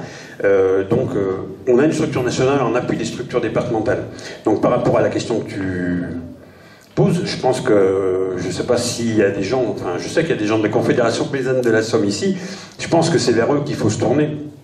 Et c'est eux qui vont faire campagne. Enfin, je ne sais pas si tu veux dire 2 mots par rapport à la proposition, mais... Bonjour,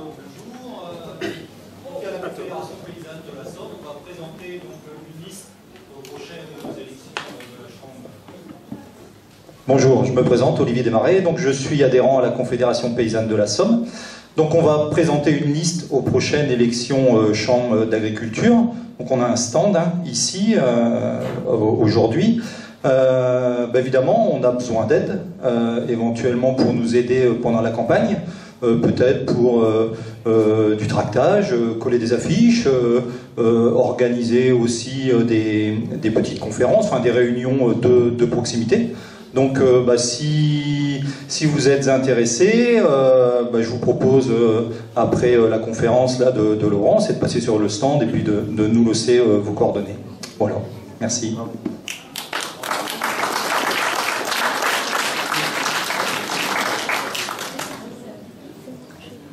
Autre question? Allez.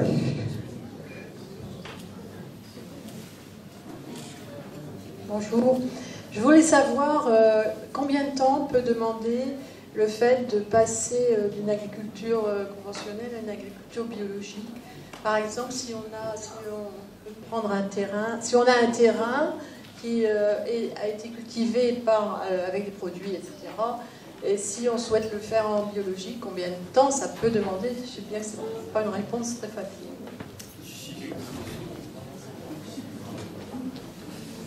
Si la réponse est très facile, en fait, c'est 2 ans. Entre le moment où on décide de passer en agriculture biologique, nous, sur notre ferme, en 2011, on s'est dit, bon, là, on est prêt dans nos têtes et on est prêt économiquement et puis techniquement sur notre troupeau à passer en agriculture biologique. On a demandé la certification en agriculture biologique. On a travaillé en agriculture biologique de 2011 à 2013, sous contrôle du contrôleur de l'organisme de contrôle. Nous, c'est EcoCert qui nous contrôle, qui vérifie qu'on respecte bien le cahier des charges de l'agriculture biologique. Et en 2013, on a eu le label, le AB, mais que tout le monde met parce qu'il est parlant. Mais en fait, le vrai label européen, c'est la feuille avec les étoiles de l'Europe autour, là. On a eu le label officiel en agriculture biologique. Ça, c'est l'aspect très technique et très... mais d'une façon plus large, pour passer en agriculture biologique, on voit aujourd'hui qu'il y a des conversions en agriculture biologique qui sont des conversions un peu poussées par la réalité du marché, notamment en production laitière, où il y a des gens, le prix du lait est tellement bas qu'ils se disent « bon, ben, je passe en bio ». Mais c'est pas suffisant. Je pense que le bio, c'est vraiment une démarche au-delà de l'aspect économique. Nous, on est passé en bio, par exemple, après de longues années de progression vers l'agriculture biologique. Quand on est passé en bio, ça faisait presque 4-5 ans qu'on n'utilisait plus de pesticides. Ça faisait 7-8 ans qu'on n'était plus acheteur de semences de blé, qu'on multipliait nos blés à la ferme. Voilà, on s'en est rapproché. Ça faisait déjà 2 ans que ma sœur travaillait beaucoup autour de l'homéopathie et des huiles essentielles. Enfin, on s'en est rapproché. Nous, il nous semble que c'est quand même dangereux de passer trop vite, parce qu'il ne faut pas complètement mettre en danger les équilibres financiers. C'est toujours pareil par rapport à ce que je disais tout à l'heure sur le changement. Il y a des choses qu'on sait faire, il y a des choses qu'on apprend, et il ne faut pas vouloir griller les étapes. Et la phase d'apprentissage, elle est importante. Et puis après, au-delà sur l'agriculture biologique, oui, il y a une évidence que... j'allais dire qu'il faudrait passer tous très très vite vers un autre modèle agricole. L'autre modèle agricole qui peut être biologique ou en direction de l'agriculture biologique. Mais ce qui est sûr, c'est que vraiment, il ne faut pas trop attendre en plus pour qu'il y ait plein de gens qui se mettent dans des démarches de réflexion autour de leur système. Qu'est-ce que je produis, comment je produis, pour qui je produis et comment j'aimerais que ça évolue autour de moi. Et il faut vraiment qu'il y ait des structures d'accompagnement de ces réflexions-là. Je vais prendre un exemple, pour toujours le lien, mon obsession, un lien à la politique. Nous, dans la région Auvergne-Rhône-Alpes, quand Jean-Jacques Carin a été battu aux élections régionales par Laurent Wauquiez, un des premiers effets de Wauquiez sur l'agriculture, c'est la suppression de toutes les subventions à la Fédération régionale de l'agriculture biologique, à l'ADA, qui accompagne les paysans pour la Confédération paysanne, à Accueil Paysan, qui est l'organisme accompagnement tourisme, à Solidarité Paysan, au comité d'action juridique de la Confédération. Toutes les structures qui accompagnent les gens vers un autre modèle agricole, on les a flinguées. C'est très compliqué dans notre région aujourd'hui d'essayer d'évoluer vers un autre modèle agricole. Je fais un essai, oui, ça marche. Pour combien de temps, je ne sais pas. Allez, une petite question ici.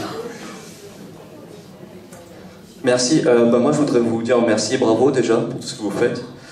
Et puis, j'ai une petite question, en fait, je pense notamment dans les villes, je crois que c'est 90% des personnes s'approvisionnent et font leurs courses dans les grandes surfaces.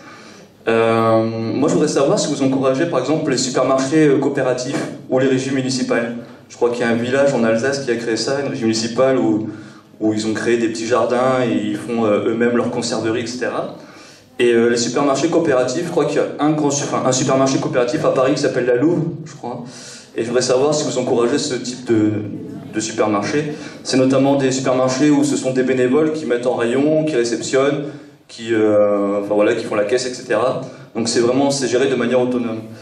Et il y a aussi un truc qui marque, c'est que les produits industriels, en fait, sont produits de manière complexe, c'est-à-dire, elles sont traitées, les plats cuisinés, généralement, c'est des matières qui viennent du bout du monde, et dans les rayons, ça paraît très simple. Et surtout dans les milieux populaires, s'approvisionner en circuit court, ça paraît compliqué. Enfin, qu'est-ce qu'on peut faire pour changer ça? Voilà. Et un petit mot aussi sur le gaspillage, parce que Ouais, moi, je suis bavard. Le gaspillage, en fait, c'est ça aussi qui est choquant, c'est que vous produisez beaucoup, et il y a beaucoup de pertes, et je me pose toujours la question, quel est l'intérêt de produire énormément pour ne pas le vendre? Voilà, merci. Alors, sur l'aspect commercialisation, supermarché, nous, la Confédération paysanne, on a accompagné la création des AMAP. Le projet de l'agriculture paysanne, de la Confédération paysanne, c'est l'agriculture paysanne, AP. C'est un terme déposé par notre structure de formation, la FADEA. Les AMAP, c'est les associations de maintien de l'agriculture paysanne qui sont donc conventionnées au niveau du MIRAVAP national avec la FADEA pour l'utilisation du mot agriculture paysanne. Donc voilà, ça là-dessus on est sur ces mouvements-là, on essaye autant que faire se peut d'accompagner par les structures départementales en fonction de la force qu'elles ont, les initiatives citoyennes qui vont dans le sens du système global sur lequel on veut aller. Après, on n'est pas, j'allais dire, un peu chacun son métier quelque part. Je pense que le but vers lequel on veut tous aller, c'est une autre façon de s'alimenter, une autre façon de produire, et du coup un autre lien surtout entre les consommateurs et les producteurs, et qu'il y a plein de choses qui peuvent rentrer dans ce cadre-là, qui sont les supermarchés coopératifs, qui peuvent être les AMAP, qui peuvent être... Donc là-dessus, on n'est pas moteur dans l'accompagnement de ces structures-là, mais voilà. Pour la première partie, il y avait 2 questions en fait. Il n'y en avait pas 3. 3. C'est laquelle la troisième? J'ai oublié. Le gaspillage, je l'ai. Donc oui, sur le gaspillage, oui, pourquoi on produit alors qu'il n'y a pas de marché? Ça, c'est les... Si on avait cette réponse, je pense qu'on serait déjà majoritaire en fait. Si on arrivait à comprendre pourquoi le réflexe, il s'enclenche pas chez les gens quand on voit les chiffres de disparition. Enfin, je prends l'exemple de la production laitière sur laquelle c'est un dossier que j'ai beaucoup travaillé depuis que je suis installé. On sait que 4% de lait en trop sur le marché, c'est 20% de baisse de prix. 4%, 20%. On sait ces phénomènes-là. Quand le prix baisse, les gens ils raisonnent pas du tout comme ça dans leur tête. Ils raisonnent, ma recette laitière, c'est un volume multiplié par un prix. Quand le prix baisse, j'augmente le volume. Et c'est l'effet boule de neige dramatique. Hein. Et le réflexe de beaucoup de paysans et de paysannes, il est là. Et il est alimenté par tous les politiques publiques. Quand on a arrêté les quotas laitiers, là, en 2014, ou les quotas betteraviers en 2014 de la même façon, les gens se sont dit, chouette, on va pouvoir produire beaucoup plus. Et les cours se sont effondrés. Aujourd'hui, il y a 350 000 tonnes de poudre de lait en stock en Europe. Personne ne sait si elle va périmer, ça c'est la première chose, ça fait 2 ans qu'elle y est. Elle est peut-être déjà périmée, personne ne sait ce qu'on peut en faire. Macron a demandé à ce qu'on le donne aux cochons de façon réelle, hein, qu'on l'incorpore dans l'alimentation du bétail parce qu'on ne sait pas quoi en faire. L'Europe paye pour ce stock-là. Donc il y a ce réflexe de on produit sans se poser la question du est-ce que le marché va l'absorber? Et je pense que c'est une doctrine économique. Hein. François Hollande, quand il est arrivé, il a dit on va faire la politique de l'offre. C'est exactement ça. On va produire, occupez-vous pas, inquiétez-vous pas, on va s'occuper pour le commercialiser. On va aller envoyer votre lait en Chine, ça va marcher. Ça a marché 2 ans, Sodial est en train de fermer son usine, enfin Sinutra est en train de fermer son usine à Calif-Sodial en Bretagne. L'Iran avait ouvert ses frontières, il y avait trop de bœuf en France, on va ouvrir les frontières. L'Iran a ouvert ses frontières au bœuf iranien, avec la bisbille, avec Trump, ils ont refermé leurs frontières. Le bœuf normand, qui était en contrat avec l'Iran, aujourd'hui il reste en Normandie. Donc il y a une vraie logique économique. Hein, en fait, plus on fait circuler les marchandises autour de la planète, plus elles dégagent un tout petit peu de valeur ajoutée, comment dire, il faut créer de la valeur, il faut créer du PIB. Comme on n'arrive pas à en créer, on va vendre 10 fois le même produit, et le tout petit peu que ça va faire, on va faire croire qu'on est dans la croissance. Quoi. Et je pense qu'on est là-dedans, et il faut vraiment renverser le truc. Il faut passer d'une politique de l'offre à une politique de la demande. La politique de la demande, c'est celle que Damien Carême à Grande-Sainte a fait, de dire, moi je demande est-ce que vous produisez ça, et non plus proposer l'offre. Je vais prendre un exemple très pratico-pratique du raisonnement des paysans, sans vouloir stigmatiser, mais pour arriver à voir comment les gens sont intoxiqués par la doctrine majoritaire. Sur notre commune, on a 2 équipes de travail en collectif, une très confédération paysanne et une plus JA, FDSA, et un jour j'ai été dépanné dans la 2e équipe, parce que mon beau-frère ne pouvait pas y aller, et je discute avec les jeunes, 2 jeunes qui étaient en GAEC ensemble en production laitière, c'était juste après la fin des quotas laitiers, et leur bâtiment était en chantier, ils agrandissaient leur bâtiment. Et je discute avec eux, et ils me disent, oui, parce que comme il n'y a pas les quotas laitiers sont terminés, on s'est dit on va pouvoir produire plus, on a un peu payé notre bâtiment, on a un peu de surface qui va nous permettre, donc on va pouvoir produire plus. Donc il m'explique son bâtiment, très technique le gars, rien à redire là-dessus. Et je lui dis donc oui d'accord, et en fait tu vas augmenter ton bâtiment, tu vas produire plus, et je lui dis mais en fait pourquoi tu veux produire plus? Parce qu'en fait c'est ça ta question, pourquoi tu veux produire plus? Et tu sais ce qu'il m'a répondu le mec? Il m'a dit pour payer mon bâtiment. Donc enfin je sais pas, après moi j'ai plus les moyens, j'ai plus les... Et ça lui paraissait être une évidence, et pas parce qu'il est con, parce qu'il est pas plus con que moi, mais simplement parce que on leur a vendu ça quoi. On leur a vendu ça depuis l'école, depuis toutes les réunions, il faut produire pour nourrir le monde. Et le mec, il en était arrivé à produire pour payer le bâtiment qu'il mettait en place pour pouvoir produire. Enfin, voilà, et c'est compliqué. Et après, ça, c'est pas sur la question du gaspillage, c'est sur la question du produire plus. La question du gaspillage, elle est réelle. Enfin, je regardais tout à l'heure chez Ramery les betteraves qui étaient par terre. Il y avait quand même. Il y avait quand même beaucoup de. Enfin, c'était ramassé un peu comme un cochon quand même. Je suis pas betteravier, mais il y avait quand même de la perte au champ. Il y a aussi énormément de viande qui se gaspille dans les cantines parce qu'elle est dégueulasse. Donc c'est pour ça, le produire mieux et produire moins, il est d'actualité. Il y a, quand sur Saint-Étienne, il y a des gens qui réfléchissent à faire une légumerie, c'est aussi pour lutter contre le gaspillage alimentaire. Parce que comment on arrive sur les écarts de marché, les tomates qu'on ne peut pas vendre, comment on arrive à les transformer, à en faire des coulis et à les remettre sur le circuit alimentaire plutôt que de les laisser sur pied et qu'elles ne soient pas ramassées. Il y a aussi toutes ces dynamiques-là qu'il faut enclencher. Allez.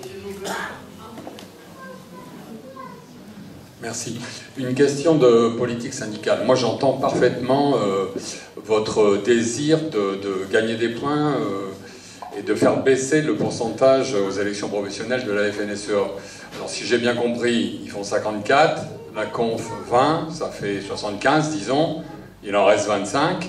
Est-ce qu'il y a moyen, est-ce que ça existe déjà? Est-ce que c'est possible d'envisager des coopérations entre les autres organisations, parce que je suppose qu'à part la conf, il y en a d'autres, pour mettre les choses un peu en commun, hein, une espèce de tous ensemble agricole par rapport à la politique de la FNSEA, que l'on connaît bien dans la Beauce, je dirais, dans la Brie, dans le Santerre, pas loin de chez nous, ici, etc. etc.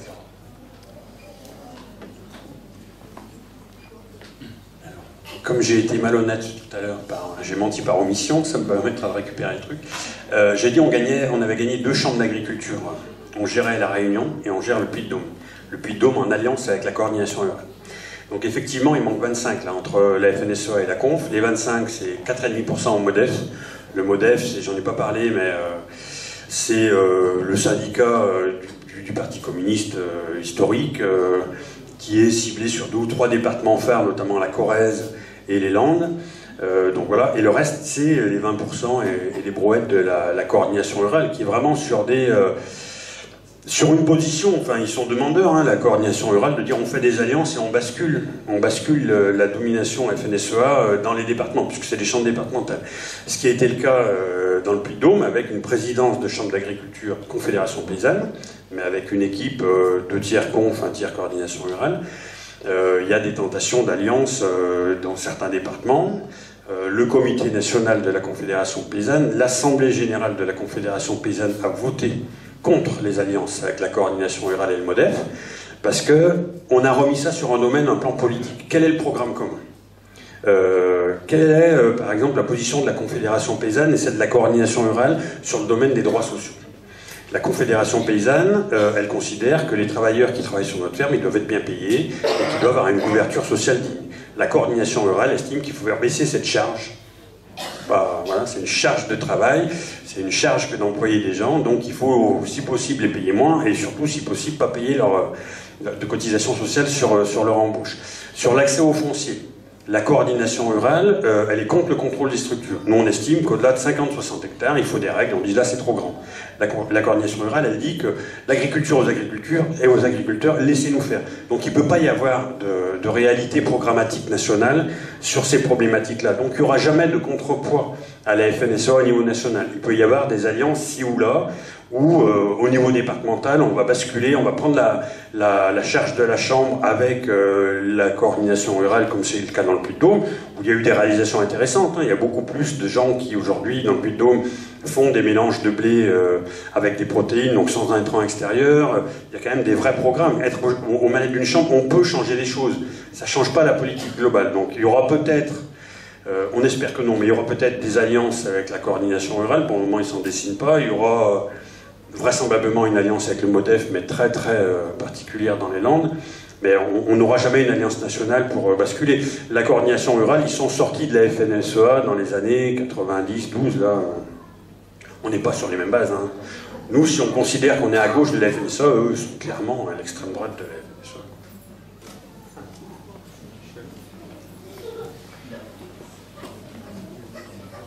Oui, bonjour à tous. Une question. Peut-on changer le modèle agricole sans changer le modèle politique? Ça, c'est... Non, mais oui, c'est la bonne question. Le modèle politique.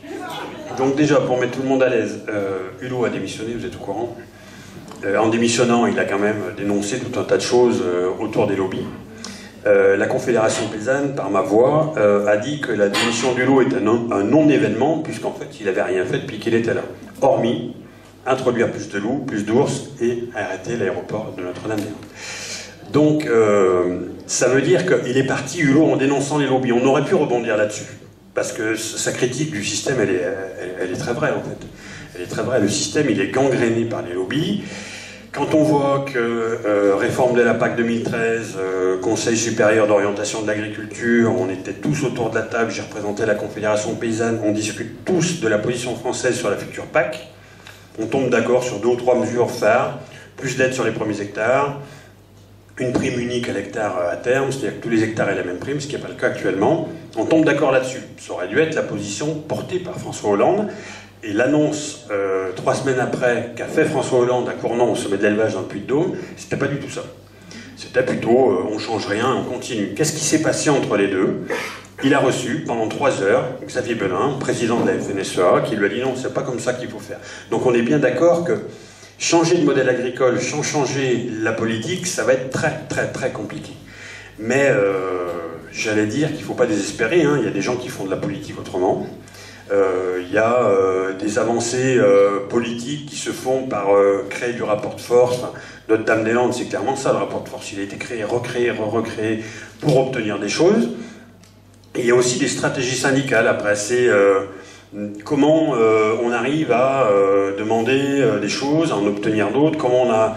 Ben, moi, j'aime bien quand on part en manif, par exemple, comme quand on était, je me rappelle, la seule action qu'ils n'ont pas gardée au tribunal, c'est l'action du mois de janvier là, 2014, où on exigeait avant de partir, donc ce qu'on voulait, de rencontrer Philippe Martin, qui était ministre de l'écologie, je crois, ouais. Et Cécile Duflot, qui était ministre de l'aménagement du territoire. Et on s'est dit, on veut ça, on demande ça. Et en fait, on avait juste oublié de se dire, il y a ce qu'on veut, il y a ce qu'on peut. On part à partir de quoi? Et je ne sais pas si vous vous rappelez, parce que vous étiez, certains d'entre vous, quand à midi, ils ont enlevé tous les camions de flics autour du bâtiment, qu'on n'avait plus de contact avec personne, ni le cabinet de Duflot, ni le cabinet de Martin, que moi, les mecs de Loire-Atlantique, ils me disaient, moi, il va falloir que je parte traire mes vaches. On s'est dit, on part avec quoi? Et la question, elle est là. Il y a ce qu'on veut, il y a ce qu'on peut. Et dans la pratique syndicale, il faut aussi avoir ça en permanence à l'esprit, être dans des demandes qui peuvent être... qui peuvent cadrer le projet politique, mais aussi savoir avec quoi on sort à minima. Et je pense que c'est important de sortir à minima avec des choses, pas pour notre ego, mais parce que la politique des petits pas, elle permet quand même d'accompagner des choses. Quand Stéphane Le Foll, il avait décidé de remettre 150 € de prime à l'hectare en plus sur les 52 premiers hectares, 52 premiers hectares, c'est la moyenne des fermes françaises. Donc toutes celles qui sont en dessous de la moyenne, il avait obtenu de l'Europe la possibilité de mettre 150 € de plus. Quand il est arrivé en France, Hollande a dit on va mettre que 100. Donc ça ne va rien que Le Foll aille se casser la tête à Bruxelles alors qu'il n'y a que lui qui voulait. Hollande a dit on va mettre que 100 et en fait on s'est arrêté à 50. Les 50 ils sont quand même déjà un petit plus. Nous la Confédération paysanne on demandait les 150. Il y en a chez nous qui disaient mais ça devrait être 300 sur les 30 premiers. Oui bon d'accord mais au bout d'un moment il faut savoir, enfin je vois Julien qui rigole, mais il faut savoir se contenter aussi de petites avancées sur lesquelles on va rebondir pour dire ça a marché, on peut faire plus.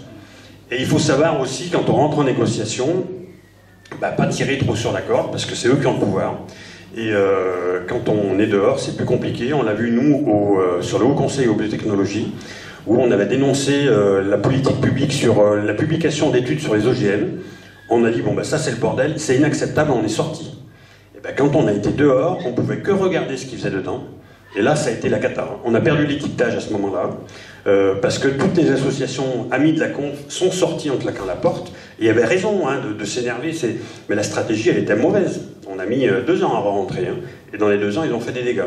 Donc effectivement, il y a le poids des lobbies, effectivement, on bute sur un mur très souvent, effectivement, il faudrait que ça change, il faut revendiquer que ça change, il faut revendiquer que les lobbies dégagent, mais il faut en attendant aussi se contenter de ce qu'on peut attraper, parce que tout ce qu'on attrape, ça permet aussi aux paysannes et aux paysans de continuer à vivre, même si on se pose la question, moi notamment, même si on se donne peut-être, en gagnant des petites avancées, l'alibi de faire continuer le système qui est en train de nous détruire. Mais ça, c'est... Voilà. Notre-Dame-des-Landes, voilà. Bien. Écoutez, une dernière intervention. On va s'arrêter là. Oui, Julien. Tout simplement, c'est que je voudrais que Laurent, quand on parle d'alliance pour les champs d'agriculture, il y a le secteur des salariés ou qui sont eux aussi victimes du système. Oui, sur les... Il y a plusieurs niveaux de salariés en agriculture. Il y a les salariés des champs d'agriculture, déjà, les premiers, qui mettent en place les politiques décidées par le syndicat majoritaire en termes de développement agricole. On voit que quand on prend une chambre d'agriculture comme dans le Puy-de-Dôme, ça n'a pas été très compliqué de faire comprendre aux salariés de la chambre d'agriculture qu'il fallait changer le modèle. Parce que c'est des gens qui réfléchissent, et il y a quand même beaucoup de salariés des structures des champs d'agriculture qui arrivent à mettre en place le projet de la conf. Les 3 dernières recrues de la Confédération Paysanne Nationale, Joris, Victor, Fabien, ils viennent des structures du syndicat majoritaire, l'interprofession ou l'Assemblée permanente des chambres d'agriculture. C'est des gens qui étaient dans le système et qui disent il faut changer et qui viennent à la Confédération Paysanne. Donc ça veut dire qu'effectivement, il y a des gens avec qui on peut travailler, sur qui on peut s'appuyer. Après, il y a les salariés du monde agricole. Nous, nos salariés sur notre ferme, par exemple, et aussi les salariés dans les vignes, les salariés saisonniers. Et là, c'est quand même plus compliqué parce qu'on voit bien que nous, on revendique un droit au revenu pour les paysans, on revendique aussi un droit au revenu pour ceux qui travaillent avec nous.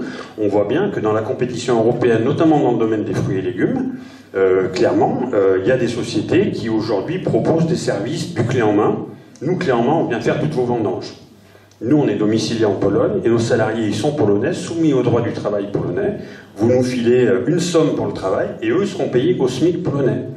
Ça existe parce qu'il y a un déficit de main-d'œuvre en agriculture et parce qu'il y a une difficulté des producteurs à se rémunérer correctement, donc ils vont chercher cette main-d'œuvre-là. Nous, on va poser, enfin on l'a posé un peu l'été, mais on va poser dans le débat sur les européennes dès le mois de janvier la question des prix minimums d'entrée, notamment en fruits et légumes, c'est de dire on ne veut pas faire du protectionnisme, c'est pas ça, mais on estime que pas un produit, pas un fruit, pas un légume ne devrait rentrer en France s'il n'est pas de prix équivalent au prix français. Ça permettra aux Espagnols, puisque c'est quand même eux qui sont visés, d'être obligés de payer correctement leurs salariés, et ça évitera que les Français soient obligés de faire appel à des sociétés de délégation de services ou d'avoir recours à des pesticides parce qu'ils écrasent la main-d'œuvre. Donc il y a aussi tout ce panorama dans lequel on s'inscrit, mais avec un monde agricole où le salariat est de plus en plus présent, puisque les fermes grossissent, et il y a quand même de plus en plus de gens qui, pour travailler leur ferme, soit mécanisent, se surendettent, soit font appel à du salariat. Et c'est une nouvelle donne qu'il faut prendre en compte. Et on voit bien que les conditions de travail des salariés, elles sont pas correctes dans une partie des exploitations. Juste une petite aparté, la Confédération Paysanne travaille avec une association qui s'appelle Échange et Partenariat, qui travaille avec des stagiaires qui sont un peu partout. Pour le moment, on a des stagiaires en Espagne, on a des stagiaires en Roumanie, on a des stagiaires aussi en Bretagne, pour étudier les conditions de travail des salariés dans ces pays-là. Et ce qui nous ressort des premières études de la Bretagne et de l'utilisation de la main-d'œuvre dans le Nord Finistère, dans les exploitations maraîchères, c'est assez hallucinant en termes de conditions de travail, de conditions de logement, de conditions de rémunération des travailleurs. C'est vraiment... il y a un vrai problème où on est devenu à considérer la main-d'œuvre comme étant un outil de compétitivité et on écrase les charges en écrasant les salariés. Et ça, c'est pas notre position à nous, quoi. C'est quasiment le retour à l'esclavage, d'ailleurs. Hein. J'ai vu en Italie du Sud, par exemple, c'est une véritable catastrophe. Bien, je crois qu'on peut applaudir bien fort Laurent Poujatel. Bravo.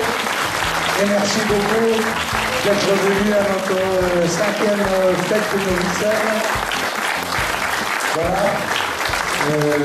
Nous essaierons, nous, en tout cas, en tant que Novicelle, d'aider la Confédération paysanne aussi. Hein.